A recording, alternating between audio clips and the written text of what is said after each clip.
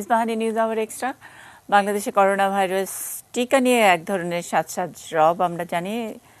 21 তারিখ থেকে, জানুয়ারির 21 তারিখ থেকে বাংলাদেশের টিকা আসা শুরু করবে, অর্থাৎ বাংলাদেশের করোনা ভাইরাসের টিকা প্রবেশ করবে এবং তারপর থেকে ধাপে ধাপে 50 লক্ষ টিকা যেটা প্রথম ধাপে আনা হচ্ছে সেগুলো প্রায়োরিটি ভিত্তিতে মানুষকে, জনগণকে দেওয়া হবে। কারা পাবেন, কিভাবে টিকা নিতে হবে, টিকা নিতে গেলে প্রথমে কোথায় রেজিস্ট্রেশন করতে হবে ইত্যাদি নানান প্রশ্ন। এইটা আসলে হয়তোবা গণমাধ্যমেরই দায় যে আমরা ঠিক করে একভাবে একটা ইনফরমেশন বান্ডেল জনগণকে দিতে পারিনি, অথবা ব্যাপারটি এত খাপছাড়া অথবা এত বেশি চারিদিকে হচ্ছে যে সবাই এক জায়গায় বসে পুরো তথ্যগুলো ঠিকঠাক করে পাচ্ছেন না। অথচ করোনার যে প্রকোপ শুরু হয়েছে, অন্যান্য দেশের অবস্থা খুবই খারাপ, সেই তুলনায় বাংলাদেশ কিছুটা ভালো হলেও প্রতিদিনই প্রিয়জন হারানোর যেই কষ্ট, যে বেদনা, সেরকম লাশ গুনতেই হচ্ছে দেশে। এরকম একটি বাস্তবতায় টিকা যখন চলেই আসছে, সেই সময় আমরা টিকার টুকিটাকি নিয়ে আলোচনা করব। আমার বিশ্বাস যারা আমাদের এই অনুষ্ঠান নিয়মিত দেখেন অথবা টিএন নিউজের একেবারে বৃহত্তর পরিবারের সদস্য, অর্থাৎ সব সময় এই চ্যানেলটি দেখেন, তারা একটু আজকে সময় নিয়ে অনুষ্ঠানটি দেখবেন, কারণ টিকা নিতে হবে আমাদের এবং টিকার নেয়ার জন্য যা যা ব্যবস্থাপনা সব কিছুই এক বসায় জেনে নিতে পারবেন অন্তত আজকের এই অনুষ্ঠানটিতে। আমরা যাদেরকে পেয়েছি টিকার টুকিটাকি সবিস্তারে ভালো মন্দ আমাদেরকে বুঝিয়ে দেবেন, সহজ করে দেবেন। আমাদের সঙ্গে জাতীয় স্বাস্থ্য অধিকার আন্দোলনের সভাপতি রশিদি মাহবুব আছেন।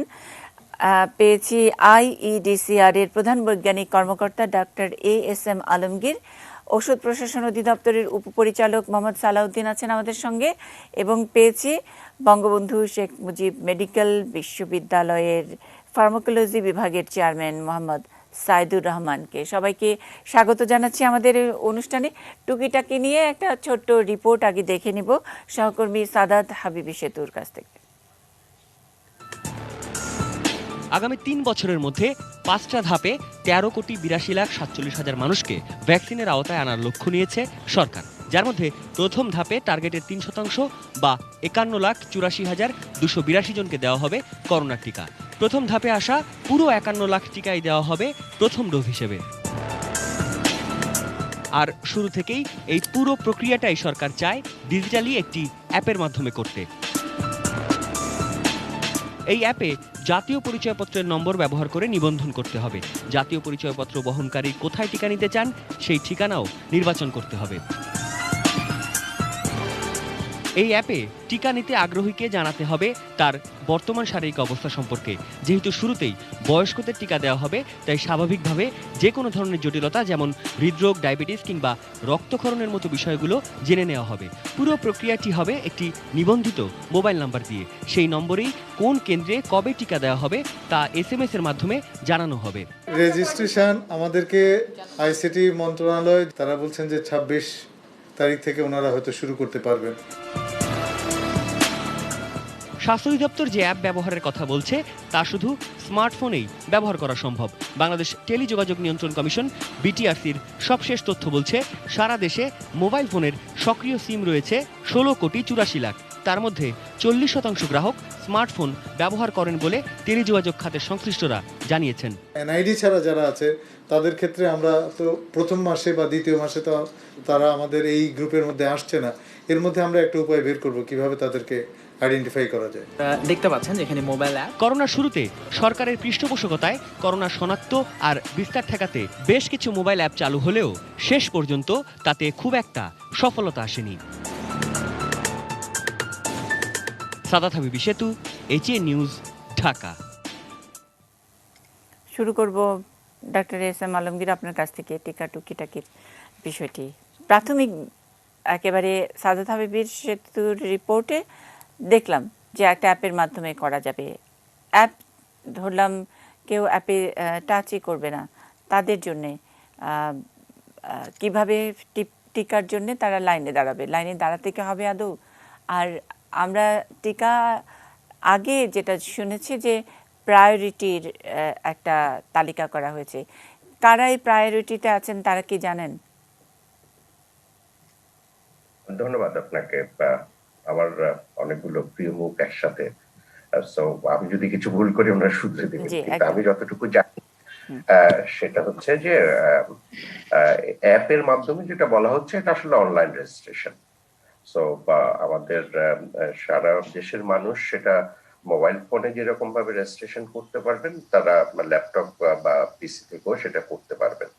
তবে প্রশ্ন উঠেছে যে তারা রুরাল, আমাদের গ্রাম অঞ্চলের মানুষ, প্রত্যন্ত গ্রাম অঞ্চলের মানুষ কিভাবে করবে। আপনি সবাই জানেন, আপনি অনেক বেশি এই সম্পর্কে জানেন যে বাংলাদেশে আমাদের যে ইউনিয়ন পরিষদ বা কাউন্সিলের অফিস আছে, সেখানে আমাদের একটা অনলাইন রেজিস্ট্রেশন সিস্টেম আছে এবং সেটা আমরা আমাদের বিভিন্ন কাজে ইউজ করা হয়। বিশেষ করে বিদেশে যাওয়ার জন্য যে রেজিস্ট্রেশনটা করতে হয় সেটা সেখানে করা হয়। সো যারা করতে পারবেন না তারা সেখানে করতে পারবেন। আর এই অ্যাপটি ২৬ তারিখে আসার কথা। আইসিটি মন্ত্রণালয় এবং আমাদের এমআইএস, স্বাস্থ্য অধিদপ্তরের এমআইএস মিলে এটা তৈরি করছে। তাদেরকে প্রায়োরিটি লিস্টটা দিয়ে দেওয়া হয়েছে এবং সেই অনুযায়ী তৈরি হবে এবং যে কেউ আসলে রেজিস্ট্রেশন করতে পারবে, কিন্তু তার যখন সময় আসবে তখন তার কাছে এসএমএসটা যাবে। তার মানে এবং আমাদের যে প্রথম 50 লক্ষ টিকা, সেটা একটা প্রায়োরিটি, যারা নাকি সরাসরি সম্মুখ যোদ্ধা, আরও অনেকগুলো ক্যাটাগরি আসলে দেওয়া হয়েছে। সেই তালিকার জন্যেও তো প্রথমে রেজিস্ট্রেশন করতে হবে, তাই কি?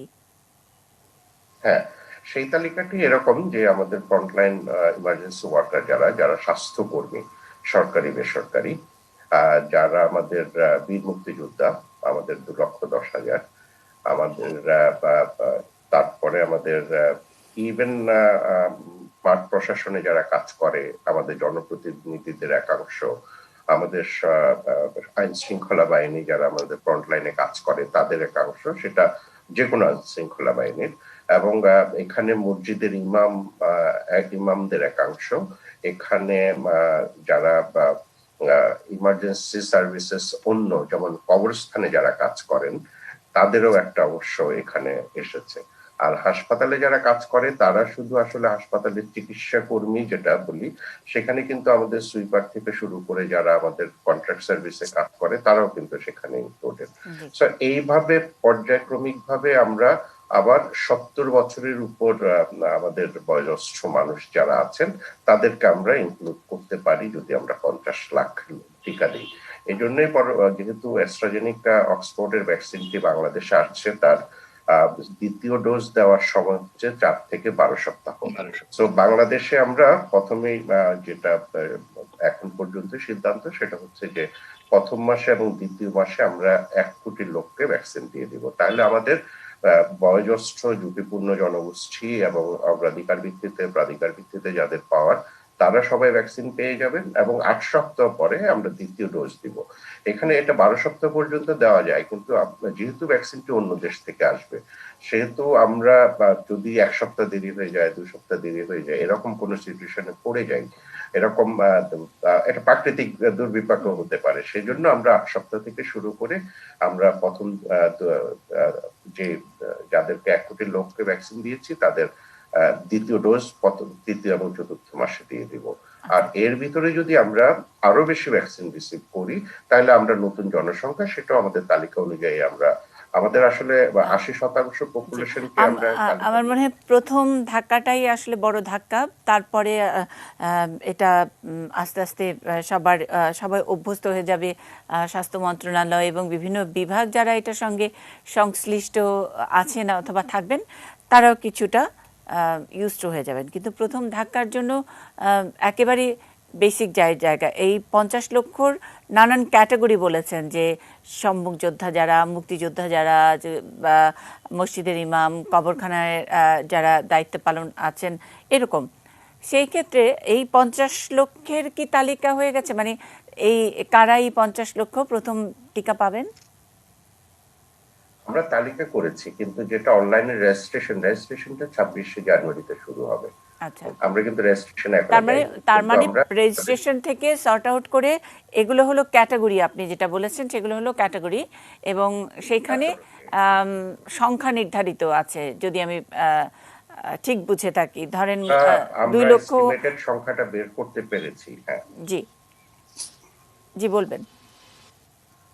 আমরা এস্টিমেটেড যে নাম্বার, সেটা আমাদের কত হেলথ কেয়ার ওয়ার্কার আছে, সেটা সরকারি বেসরকারি মিলে, আমাদের ফ্রন্টলাইনে যারা প্রশাসনে কাজ করে, আমাদের আইন শৃঙ্খলা বাহিনীতে কাজ করে, আমাদের কবরস্থানে কাজ করে, আমাদের জি। দাফন কাফনের সাথে যারা সংশ্লিষ্ট, আমাদের জাতীয় দলের খেলোয়াড়, শুধু জাতীয় দলের খেলোয়াড়, আমাদের যেমন আমাদের বীর মুক্তিযোদ্ধারা বেঁচে আছেন 2,10,000, এটার তালিকা এগুলি পাওয়া যায়। এবং সেই তালিকা অনুযায়ী আমরা একটা এস্টিমেটেড করেছি, এখন রেজিস্ট্রেশনের উপর ডিপেন্ড করে আচ্ছা। সেই তালিকা আচ্ছা, অনুযায়ী আমরা সেটা vaccination সেটা পরিষ্কার যে 50 লক্ষ বিভিন্ন ক্যাটাগরি হিসেবে ভাগ করা আছে আপাতত প্রথম ডোজের জন্য, প্রথম দফার জন্য, এবং সেটা 26 তারিখে রেজিস্ট্রেশন শুরু হবার পরে সেখান থেকে কোটা অনুযায়ী তারা প্রায়োরিটি পাবেন এবং টিকা নিতে পারবেন। টিকা ঢুকবে বাংলাদেশে, টিকাটা ঠিক নাকি ব্যাঠিক, কোয়ালিটি, সেগুলো তো কন্ট্রোল করার, সেগুলো দেখার নিশ্চয়ই অথরিটি, সেটা কি ওষুধ প্রশাসন? মোহাম্মদ সালাউদ্দিন, একটু যদি আমাদেরকে বুঝিয়ে বলেন। জি, ধন্যবাদ মনীষা। ওষুধের কোয়ালিটি, সেফটি এবং এফিকেসি নিশ্চিত করা দায়িত্ব হচ্ছে ওষুধ প্রশাসন অধিদপ্তরের। তো ওষুধটার মান এবং সেফটি এবং এফিকেসি প্রি রেজিস্ট্রেশন ইভ্যালুয়েশনের মাধ্যমে দেওয়া হয়। আমরা প্রোডাক্টের, আপনারা সবাই জানেন যে অ্যাস্ট্রাজেনিকার, অক্সফোর্ড ইউনিভার্সিটি এবং অ্যাস্ট্রাজেনিকার যে ভ্যাকসিনটি 30শে ডিসেম্বর ইউকে MHRA, ইউকে যে regulatory authority, drug regulatory authority agency MHRA, ওনারা ইভ্যালুয়েশন করে, ক্লিনিক্যাল ডেটা ইভ্যালুয়েশন করে প্রোডাক্টের রেজিস্ট্রেশন কোয়ালিটি, আমরা বলি সিএমসি ডাটা মানে কোয়ালিটি, ক্লিনিক্যাল ডেটা ইভ্যালুয়েশন করে তারা প্রোডাক্টের রেজিস্ট্রেশন দিয়েছে ভ্যাকসিনকে। ফলোড বাই ইন্ডিয়াতে CDSCO, India drug regulatory authority, CDSCO 3rd জানুয়ারি ইন্ডিয়াতেও একটা প্যারালেল ক্লিনিক্যাল ট্রায়াল হয়েছে, ব্রিজিং স্টাডি হয়েছে 1600 হিউম্যান সাবজেক্টের উপরে, প্রায় 15টি সেন্টারে। সেখানে তারা ইভ্যালুয়েশন করে, তারপর একটি সেফটি ইভ্যালুয়েশন করে, এফিকেসি ইভ্যালুয়েশন করে তারা রেজিস্ট্রেশন প্রদান করেছে প্রোডাক্টটির 3rd জানুয়ারি। আমরা আমাদের দেশে অ্যাস্ট্রাজেনিকার এই ভ্যাকসিনটি, অক্সফোর্ড অ্যাস্ট্রাজেনিকার ভ্যাকসিনটি, কোভিশিল্ড আমি যেটা AZ12222 বা কোভিশিল্ড আমি পরিচিত ব্র্যান্ড নেম, এই ভ্যাকসিনটি আমরা সরকারের সঙ্গে, আপনারা জানেন যে 3 কোটি ডোজের চুক্তি হয়েছে ইন্ডিয়ার সঙ্গে। আমরা 4 তারিখে এই ভ্যাকসিনটি আমাদের দেশে এনওসি দেওয়া হয়েছে সরকারের এই ভ্যাকসিনটি নিয়ে আসার জন্য বাংলাদেশে। এবং এই ভ্যাকসিনটি local agent Beximco pharmaceutical industry, তারা আমাদের কাছে প্রোডাক্টের ইমার্জেন্সি ইউজ অথরাইজেশনের জন্য অ্যাপ্লাই করেছিল 4 তারিখে। আমরা 3 তারিখে আমাদের পাবলিক হেলথ ইমার্জেন্সি কমিটি প্রোডাক্টের ইভ্যালুয়েশন করে, ডাটা ইভ্যালুয়েশন, এবং ইউকে MHRA এবং CDSCO ইন্ডিয়ার এই প্রোডাক্ট ইভ্যালুয়েশন, তাদের যে ক্লিনিক্যাল ডেটা ইভ্যালুয়েশন করে এবং সেফটি, এফিকেসি এবং কোয়ালিটি, প্রোডাক্টের যে ম্যানুফ্যাকচারিং যে প্রসেস, এইসবগুলো তাদের ডসিয়ার ইভ্যালুয়েশন করে আমাদের ওষুধ প্রশাসন অধিদপ্তরের মহাপরিচালক বরাবর তারা সুপারিশ করেছিল। এটা 7ই জানুয়ারি। ফলোড বাই 7 তারিখে সন্ধ্যায় আমরা প্রোডাক্টটি ইমার্জেন্সি ইউজ অথরাইজেশন দিয়েছি। সুতরাং প্রোডাক্টটি কোয়ালিটির দিক দিয়ে প্রোডাক্টটি এই ভ্যাকসিনটি একটি ইনঅ্যাক্টিভেটেড ভ্যাকসিন, মানে কিল ভ্যাকসিন। সুতরাং সেফটির দিক দিয়ে ভ্যাকসিনটির ক্লিনিক্যাল ট্রায়ালের সময় মানে আমরা যেটা বলছি যে অ্যাস্ট্রাজেনিকার যে উদ্ভাবিত ভ্যাকসিন সেরাম ইনস্টিটিউটের উৎপাদিত, সেটার মোটামুটি আপনারা যে সেফটির বিষয়টি যেভাবে কাগজে কলমে মানতে হয়, দেখতে হয়, সেটা আপনারা নিশ্চয়তা করেছেন। তার বাইরে কি, মানে ফিজিক্যালি কি এই প্রোডাক্টটির, এই ওষুধ বলি, ভ্যাকসিন বলি, যাই বলি না কেন, এগুলো কি তার ফিজিক্যালি কি কোনো ডিস্টরশন থাকে না, মানে এটার হয়তো আপনার কাগজে কলমে ভালো আছে কিন্তু আবার প্রয়োগে গিয়ে দেখা গেল যে এটা ঠিকঠাক কাজ করছে না, এবং এক একটার তো এক এক রকম ভ্যারি করে কি না সেটাও একটু পরিষ্কার হতে হবে। জি, আমি একটু বলি আপনাকে। আমি আমি বলেছি যে ডাটা প্রথমে ইউকে তে, ব্রাজিল এবং দক্ষিণ আফ্রিকা Right. এবং ফলোড বাই ইন্ডিয়াতে এই ট্রায়ালের যে ডাটাগুলো যাচাই করা হয়েছে। সেফটি এখানে মেজর কোনো ইভেন্ট নাই। এখন যখন প্রোডাক্ট ভ্যাকসিনটির, যে কোনো ভ্যাকসিনের, এবং এই ভ্যাকসিনটি যেহেতু খুব দ্রুত ডেভেলপমেন্ট হয়েছে এবং দ্রুত রেজিস্ট্রেশন হয়েছে বা এমার্জেন্সি ইউজ অথরাইজেশন দেওয়া হয়েছে, এর জন্য ভ্যাকসিনটির adverse event following immunisation, vaccine দেওয়ার পর, ইমিউনাইজেশনের পরে যে ফার্মাকোভিজিলেন্স অ্যাক্টিভিটি, এটা খুব নিবিড় ভাবে দেখতে হবে। এবং এটার জন্য আমাদের যে ডিরেক্টিভসটাও আমরা ওইভাবে দিয়েছি যে অ্যাক্টিভ ভিজিলেন্স এবং প্যাসিভ ভিজিলেন্সটাও ওইভাবে থাকবে। এবং ভ্যাকসিনটি যখন ভ্যাকসিনেশনের পরে আমরা এখন আপনার আমাদের ডক্টর আলমগীর সাহেব ইতিমধ্যেই বলেছেন যে রেজিস্ট্রেশন করে ভ্যাকসিনটি দেওয়া হবে, মানে ইন্ডিভিজুয়াল পার্সনের আমরা আইডেন্টিটি করতে পারবো। এবং এই খুব আমরা ডিফাইন ভাবে ভ্যাকসিন ডিপ্লয়মেন্ট প্ল্যানে এবং ডিজিডি এর আমরা যে ভ্যাকসিন সেফটি ম্যানুয়াল আমরা যেটা করেছি, ভ্যাকসিনের পোস্ট মার্কেটিং সার্ভিলেন্সের জন্য আমাদের একটা ভ্যাকসিনের সেফটি একটা কমিটি করা হয়েছে, কোয়ালিটি অ্যাসুরেন্সের একটা কমিটি ছিল, তারা একটা আমাদের ভ্যাকসিন ম্যানুয়াল করা হয়েছে, ভ্যাকসিন সেফটি ম্যানুয়াল করা হয়েছে। সেখানে আমরা ভ্যাকসিনটার পোস্ট ভ্যাকসিনেশনের পরে কিভাবে ভ্যাকসিনের অ্যাডভার্স ইভেন্ট গুলো অবজার্ভ করা হবে এবং ডাটাগুলো কালেক্ট করা হবে, এই ব্যাপারে আমরা খুব ডিফাইন সিস্টেম ডেভেলপ করেছি। সুতরাং এটা অবজার্ভ করা হবে এবং যদি সিভিয়ার অ্যাডভার্স ইভেন্ট কিছু হয় সেটা তাৎক্ষণিক ম্যানেজমেন্ট করা মানে হবে, সেটা টেক কেয়ার করা হবে। এবং সেই ওই যে ডেটা বেস তৈরি করছেন এবং সেখান থেকে আপনাদেরকে রিচ করতে পারবে অথবা আপনারা এটা ফলো আপ করবেন, এরকম একটা বিষয়। আমি আরও শুনবো আপনার কাছ থেকে। মোহাম্মদ সাইদুর রহমান, একটু একেবারে লে পার্সনের মতো আমি প্রশ্ন করতে চাই, কারণ অনেক মানুষ এই ভ্যাকসিনটার দিকে তাকিয়ে আছে সুস্থ হওয়ার জন্য। এই ভ্যাকসিন থেকে যেন কোনো রকমের অসুবিধা না হয় সেটুকু নিশ্চিত হতে চাই। শুধুমাত্র আপনাদের কাছ থেকে, আপনাদের কথা শুনে আপনাদের কাছ থেকে তথ্য নিয়ে আশ্বস্ত হতে চাই। সেক্ষেত্রে একজন চিকিৎসক হিসেবে, এবং এই ব্যাপারে আপনি অনেক ভালো জানেন বলে এরকম একটি হয়তো বা বোকা প্রশ্ন, যে ট্রায়ালটা তো আসলে অন্য দেশে, ভারতে হয়েছে। ভারতের কোন ওয়েদারের মানুষের মধ্যে হয়েছে, কি হয়েছে আমরা ঠিক জানি না, কিন্তু অন্য সব ক্ষেত্রে দেখি যে জায়গা ভেদে, ফুড হ্যাবিট ভেদে, মানুষের ওয়েদার ভেদে অনেক সময় ওষুধের কার্যকারিতা এদিক সেদিক হয়। আমরা একেবারে হয়তো বা নন টেকনিক্যাল পার্সনের মতো শোনাবে, কারণ আমরা আমেরিকায় যে ওষুধটাকে খুব ভালো বোধ করি, হয়তো বাংলাদেশে এসে অনেক জায়গায় কাজেই লাগে না। ওভার দ্য কাউন্টার যেসব ওষুধ আমরা কিনি, এইখানে কি সেরকম হওয়ার কোনো সুযোগ আছে কিনা? সাইদুর রহমান। ধন্যবাদ আপনাকে। মানে আপনি লেম্যান হিসেবে যে প্রশ্ন করলেন, এটা হচ্ছে এই মুহূর্তের সবচেয়ে জটিলতম প্রশ্ন। আমি একটু যদি সময় দেন আমাকে, আমি বুঝিয়ে বলি ব্যাপারটা কেন জটিল। প্রথমে যে ট্রায়াল বিভিন্ন দেশে হয়েছে, আমরা বলছি যে হ্যাঁ, যেহেতু বাংলাদেশে ট্রায়াল হয়নি, এই ভ্যাকসিন বাংলাদেশে প্রয়োগে একই রকম কার্যকারিতা পাবো এটা নিশ্চিত হবে। একটু আগে মিস্টার সালাউদ্দিন বলেছেন, কিন্তু ভারত একটা ব্রিজিং ট্রায়াল করে ওটাকে ওই দেশের জন্য প্রয়োগযোগ্য করেছে। এটা হচ্ছে একটা পদ্ধতি, একটি সীমিত সংখ্যক মানুষের মধ্যে ওই পুরো গবেষণার একটা ছোট্ট পাইলট করে ব্রিজ করে নেওয়া, যেন আমার পপুলেশনের জন্য এটা অ্যাপ্লিকেবল, এটা বুঝে নিই আমরা, এটা ধারণা পাওয়ার। যেটা উনি বললেন যে 40,000 টোটাল সাইজ, সেখানে 1600 ভারতে করে ওনার একটা ব্রিজ করে নিলেন, তাতে একটা ধারণা পাওয়া গেল কেমন কার্যকর হবে। দ্বিতীয়ত মূল যে ডিজাইন, এবার বলা হচ্ছে যেহেতু এগুলো সমস্ত পৃথিবীর জন্যই গবেষণা, এই 40,000 সাবজেক্টের মধ্যে, ভলান্টিয়ারের মধ্যে কতগুলো সেট করা হয়েছিল যে সাবসেট থাকবে কেমন। সেখানে 4টা জিনিস বলা ছিল, যে ব্ল্যাক, এশিয়ান, মাইগ্রেন্ট এবং এথনিক গ্রুপস। এগুলো মিনিমাম 20, সর্বোচ্চ 40 ভাগ থাকলে প্রেফার করা হবে।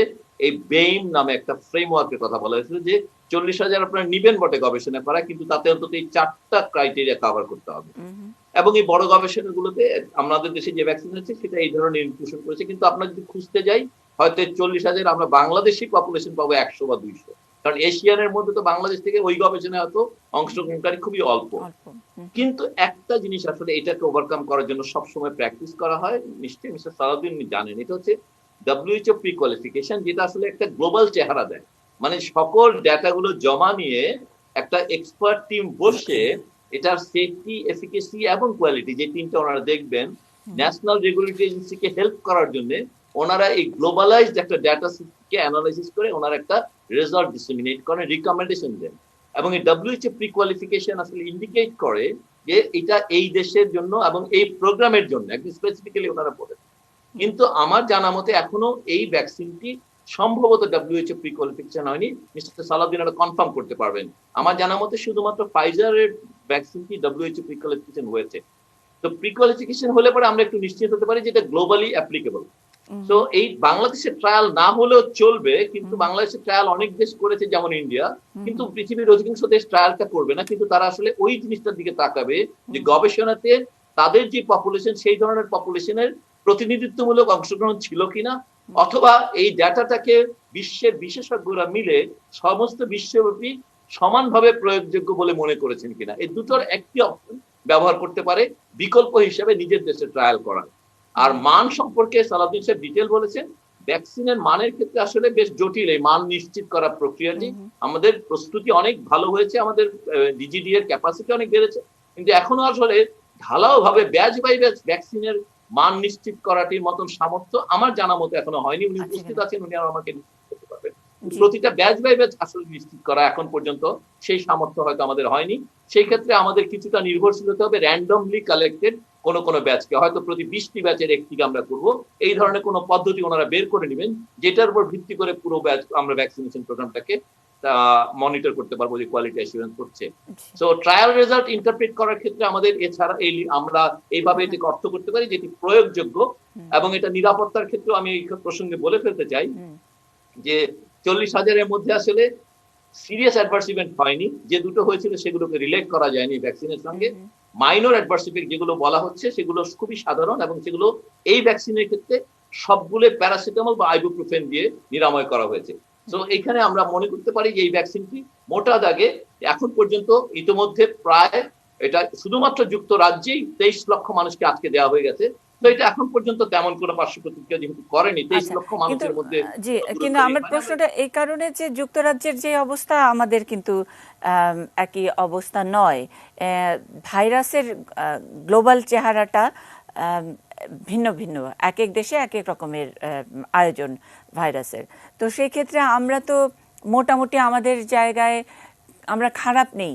আমরা যে কোনো কারণেই হোক, আমাদের ম্যানেজমেন্ট ভালো, অথবা আমরা ভালো অভ্যাস, অথবা আমাদের আবহাওয়া ভালো, অথবা আমাদের ইমিউনিটি ভালো, যে কোনো কারণেই হোক যুক্তরাজ্যের মতো হয়নি, যুক্তরাষ্ট্রের মতো হয়নি, অস্ট্রেলিয়ার মতো হয়নি, অন্য কোনো দেশে, এমনকি পাশের দেশ ভারতের মতো আমাদের অবস্থা হয়নি। সেই ক্ষেত্রে আমাদের মানুষের দেহে এই একই রকমের, একই ডোজের, একই ঘনত্বের ভ্যাকসিন মানে ঠিকঠাক করে কাজ দরকারি, মানে এটাতে কোনো বিরূপ কিছু হবে না তো?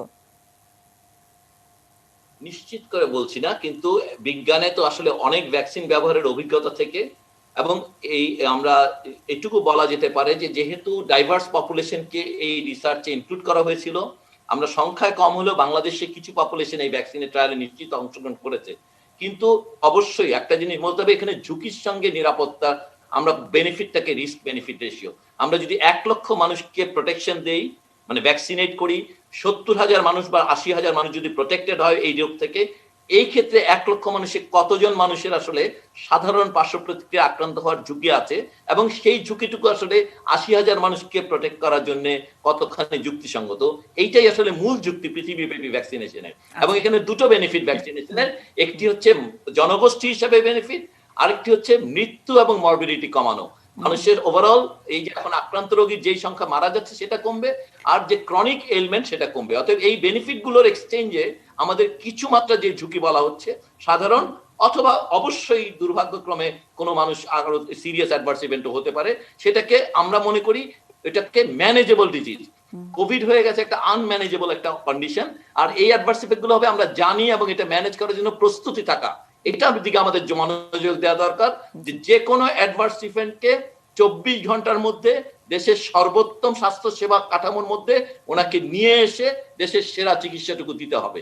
এটি নিশ্চিত করার দিকে মনোযোগ রাখলেই আমরা এই ম্যাক্সিমাইজ করতে পারবো ভ্যাকসিনেশনের বেনিফিটটাকে। জি, সেরা চিকিৎসা দেওয়ার বিষয়টি নিশ্চিত করার জন্য আসলে ব্যবস্থাপনাটা কি, সেই প্রশ্নের উত্তর অথবা আপনার কি সাজেশন সেটা শুনবো আমরা আপনি যে পরবর্তীতে যখন বলবেন। তার আগে যে ঝুঁকির কথা বলছিলেন, আমি জাতীয় স্বাস্থ্য অধিকার আন্দোলনের সভাপতির কাছ থেকেই জানতে চাই।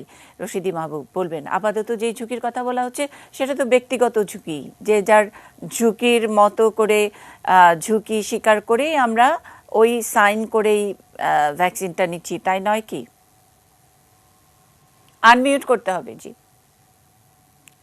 আমার কিন্তু অন্য একটু ব্যাপার আছে। জি, ভ্যাকসিনটা কে পাবে, what is the policy? Right. মাননীয় প্রাইম মিনিস্টার কিন্তু বলে দিয়েছে those who are the front liner. Front liner শব্দটা এখানে আপেক্ষিক, যে করোনা রোগীর সাথে যাদের সম্পৃক্ত আছে বা করোনা রোগীর যে ব্যাপারটা আছে তাদের সাথে যারা সম্পৃক্ত তারাই front liner. He may be a police, he may be a peon, he may be a আপনার যেটাকে আমরা বলি হাফিজ সাহেব অথবা গোরখাদক, সবই হতে পারে।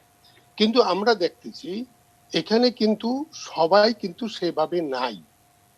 আমার কিন্তু পৃথিবীর বিভিন্ন দেশে ভ্যাকসিনটা বিভিন্ন ভাবে দিয়েছে। আপনাকে উত্তর দিচ্ছি, ইন্দোনেশিয়াতে রাজনীতিবিদরা প্রথম নিয়ে নিছে। আজকে জার্মানিতে তারা এইজেড পিপলকে প্রথম দিয়েছে। আমার এখানে ইকুইটিটা কিভাবে মেনটেন হবে? কারণ আমি কিন্তু আবারও বলবো, যার বেশি প্রয়োজন তাকেই দেওয়া। কিন্তু আমরা এখানে চাহিদা পত্র দেখেছি, কনফ্লিক্ট অফ ইন্টারেস্টও অনেক নাম চলে আসছে। আমি মনে করি যে এটা কিন্তু ইকুইটি হলো না।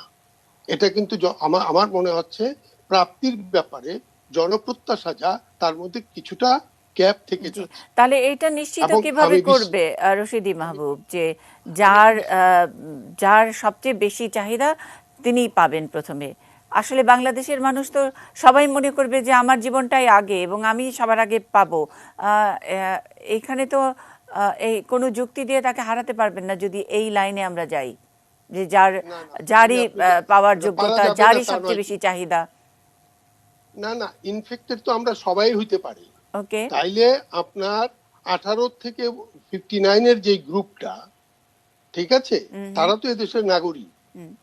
তাদের ঝুঁকিটা কিভাবে অ্যাসেস হবে? তাদের মধ্যেও তো ঝুঁকি আছে। সুতরাং আমি মনে করি all are equal except the specials. আচ্ছা, সেই স্পেশালটা আমরা বলবো, সেটাই আমি একটু পরিষ্কার হতে চাই।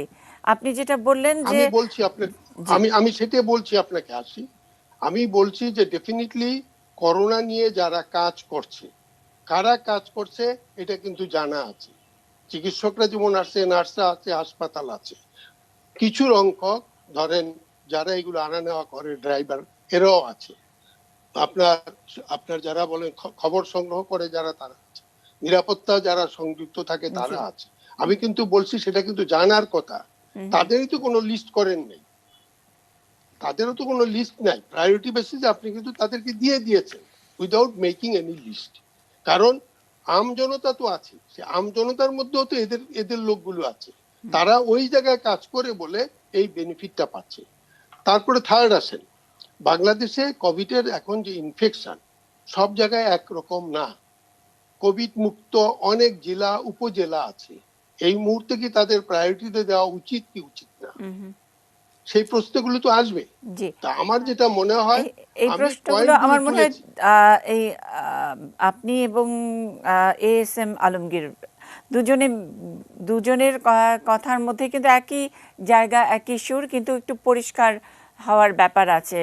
করোনার বিষয়ে আমরা কথা বলছি, টিকার টুকিটাকি নিয়ে, এবং আমাদের সঙ্গে রশিদি মাহবুব, তিনি অনেকগুলো প্রশ্ন তুলেছেন যে প্রশ্নের আসলে এখানে সমাধান হওয়া দরকার। আমি জানি ডাক্তার ASM আলমগীর ডক্টর রশিদ মাহবুবের অনেক প্রশ্নেরই উত্তর দেবেন। তিনি আরও অনেকগুলো পয়েন্ট আমাদেরকে জানিয়ে দেবেন সহজ করে, যেহেতু আমরা টিকার টুকিটাকি নিয়ে কথা শুনছি। একটা ছোট্ট বিরতির পরে ফিরছি।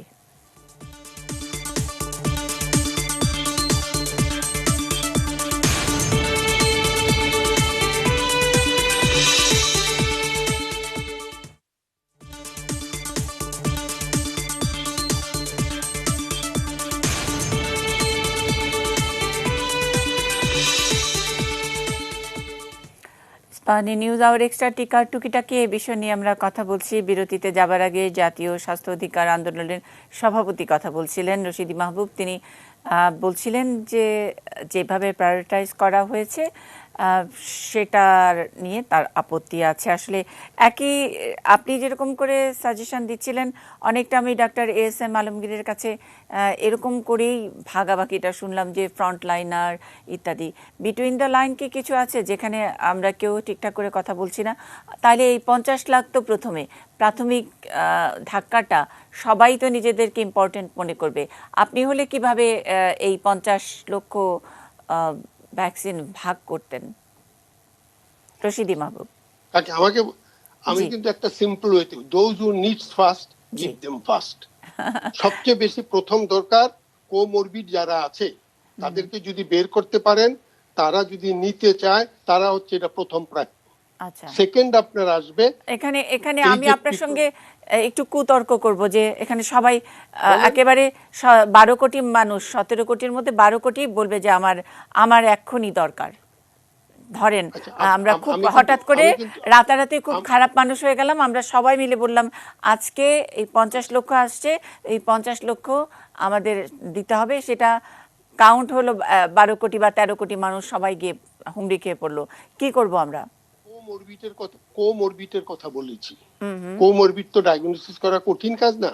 যেমন বাংলাদেশে ডায়াবেটিসের রোগী কত আছে, হার্টের কিছু পেশেন্ট আছে, ক্যান্সারের কিছু পেশেন্ট আছে, এরা তো মোর রিস্ক। আচ্ছা, তারপরে যেটা হচ্ছে বয়স্ক লোকজন, কোন বয়স থেকে দিবেন সেটা আপনি দেন। আমি ফ্রন্টলাইনারদের কথা মাননীয় প্রধানমন্ত্রী বলেছে, আমি তাদেরকেও বলবো, যেহেতু তারা এটা চিকিৎসা করে। তারপরে আরো কতগুলো আমাদের বেসিক ডাটা আছে। মহামারীতে আমাকে সবাইকে দিতে হবে। বাংলাদেশে এই মুহূর্তে অনেক উপজেলা আছে করোনা মুক্ত এই মুহূর্তে। সুতরাং আপনার যেগুলোতে প্রাদুর্ভাব আছে, প্রাদুর্ভাবে 4-5টা শহরে আছে, ঢাকা, চিটাগাং, নারায়ণগঞ্জ আর ওই আমাদের কি জয়দেবপুর, যেটা এগুলো কিন্তু প্রিডোমিনেন্ট। সুতরাং এইখানে যত আগে দিতে পারবেন ততই কিন্তু এটা কন্ট্রোল হবে। শহর থেকে গ্রামে কম যায়, শহরের দিকে কিন্তু বেশি আসে।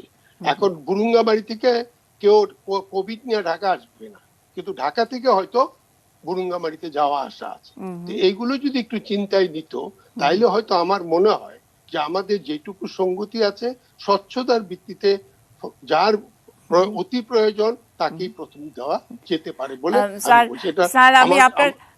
স্যার, আমি আপনার কথার মধ্যে এক ধরনের পাচ্ছি, মানে নিউজ পাচ্ছি, গন্ধ পাচ্ছি যে নিশ্চয়ই তাহলে এই যে তালিকা করা হলো বা প্রায়োরিটি করা হলো, এখানে কিছুটা অস্বচ্ছ আছে। আমি একটু ডাক্তার ASM আলমগীর, আমি আপনার কাছ থেকে জেনে নিতে চাই। কোমরবিডিটির কথা স্যার পরিষ্কার করে বললেন। আপনারা যে তালিকা করেছেন 50 লক্ষের জন্য, এই ক্রাইটেরিয়াটি কি রাখা হয়নি?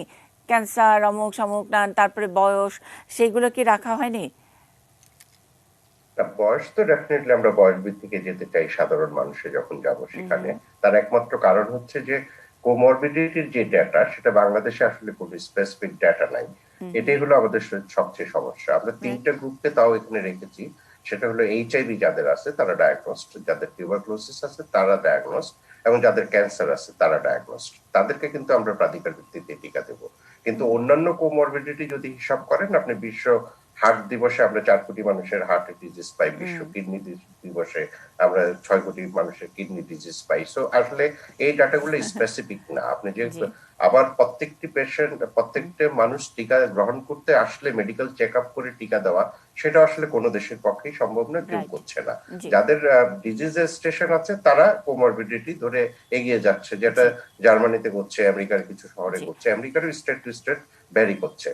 এবং যেটা ভারতবর্ষ করেছে যে এইজ অনুযায়ী দিয়েছে। আমরা আসলে কিন্তু সাধারণ জনগণের জন্য এইজ স্পেসিফিকে যেতে চাই। আমাদের 80-র উপর জনগোষ্ঠী আছে বা বয়োজ্যেষ্ঠ জনগণ আছে 13 লক্ষ। আমরা সেটা যদি 70-এ নিয়ে আসি তখন আমাদের 37 লাখের মতো হয়। তো সেইভাবে আসলে আমরা এগিয়েছি।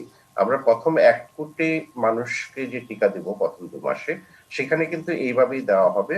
এবং কোমরবিডিটির হিসাব করে স্যার যেটা বলেছে, বাংলাদেশে 60 বছরের উপরে হয়ে গেলে প্রত্যেকটি মানুষেরই কোনো না কোনো একটা বা দুটা ডিজিজ দেখা যায়।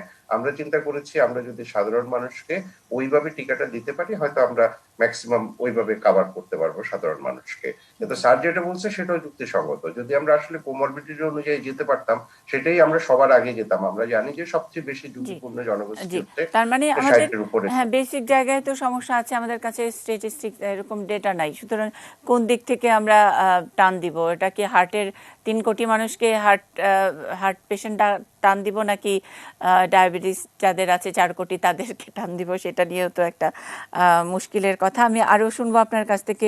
মোহাম্মদ সাইদুর রহমান, একটা জিনিস একটু পরিষ্কার হতে চাই, এটাও স্যার বলেছেন, রশিদি মাহবুব স্যার বলেছেন যে করোনার যখন প্রাদুর্ভাব হলো তখন রেড জোন যেগুলো, অর্থাৎ নারায়ণগঞ্জ, গাজীপুর, অন্যান্য ঢাকার কিছু এলাকা, রেড জোন মানে হলো এখানে আক্রান্ত হয়েছে। আক্রান্ত হওয়ার আমরা পুরো করোনা কাল জুড়ে নানান কিছু আলোচনা করেছি। করোনা হলে এবং সুস্থ হয়ে গেলে, সেটা সিমটোমেটিক অ্যাসিমটোমেটিক যাই হোক না কেন, সুস্থ হয়ে গেলে এক ধরনের অ্যান্টিবডি গ্রো করে। তাদের জন্যও কি টিকা দরকার আছে? আর তাদের যদি টিকা দরকারি হয়, তাদেরও কি এই প্রায়োরিটি লিস্টে রাখতে হবে? কেন? খুবই যথার্থ। এটা নিয়ে আমরা আমাদের দেশে প্রথম থেকেই অ্যান্টিবডি টেস্টিং সম্পর্কে আলোচনা হয়েছিল, এবং যেটা আপনি জোনিং বললেন, এই ব্যাপারটা আমরা খুব অর্গানাইজ ভাবে কখনোই করে উঠতে পারিনি। মানে সংক্রমণের হার অনুযায়ী ঢাকার মধ্যে জোনিং করার চেষ্টা করেছি, যেটা খুবই একটা আনরিয়ালিস্টিক অ্যাপ্রোচ ছিল।